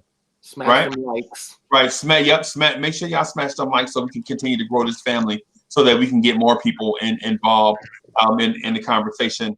Don't forget about the Knicks at Night podcast tonight at 11:45. With your man Uncle Freezy, Stephen Fox, FW, Rob the Nick if he ain't smashed. Rob the Nick ain't smashed. Salute Stephen Fox. We love you, Foxy. Yeah, Fox. Word. Point guard. Cornerstone, I'm sorry. Yeah, and so I'm gonna get out of here. Thanks again, everybody. Yes. Peace. Podcast. Y'all did great on the podcast, by the way. And for those that are listening, and this may be new to y'all, go back in the catalog and listen to us on YouTube. I'm gonna work on getting us archived on a podcasting platform so that you can listen to these things in order. So you'll see how the family grew over the course of weeks. Like we legit went from 78 subscribers to almost 1,300 subscribers in like 11 weeks. That's crazy. But shout out to everybody, man. I'll holler at y'all later. Peace.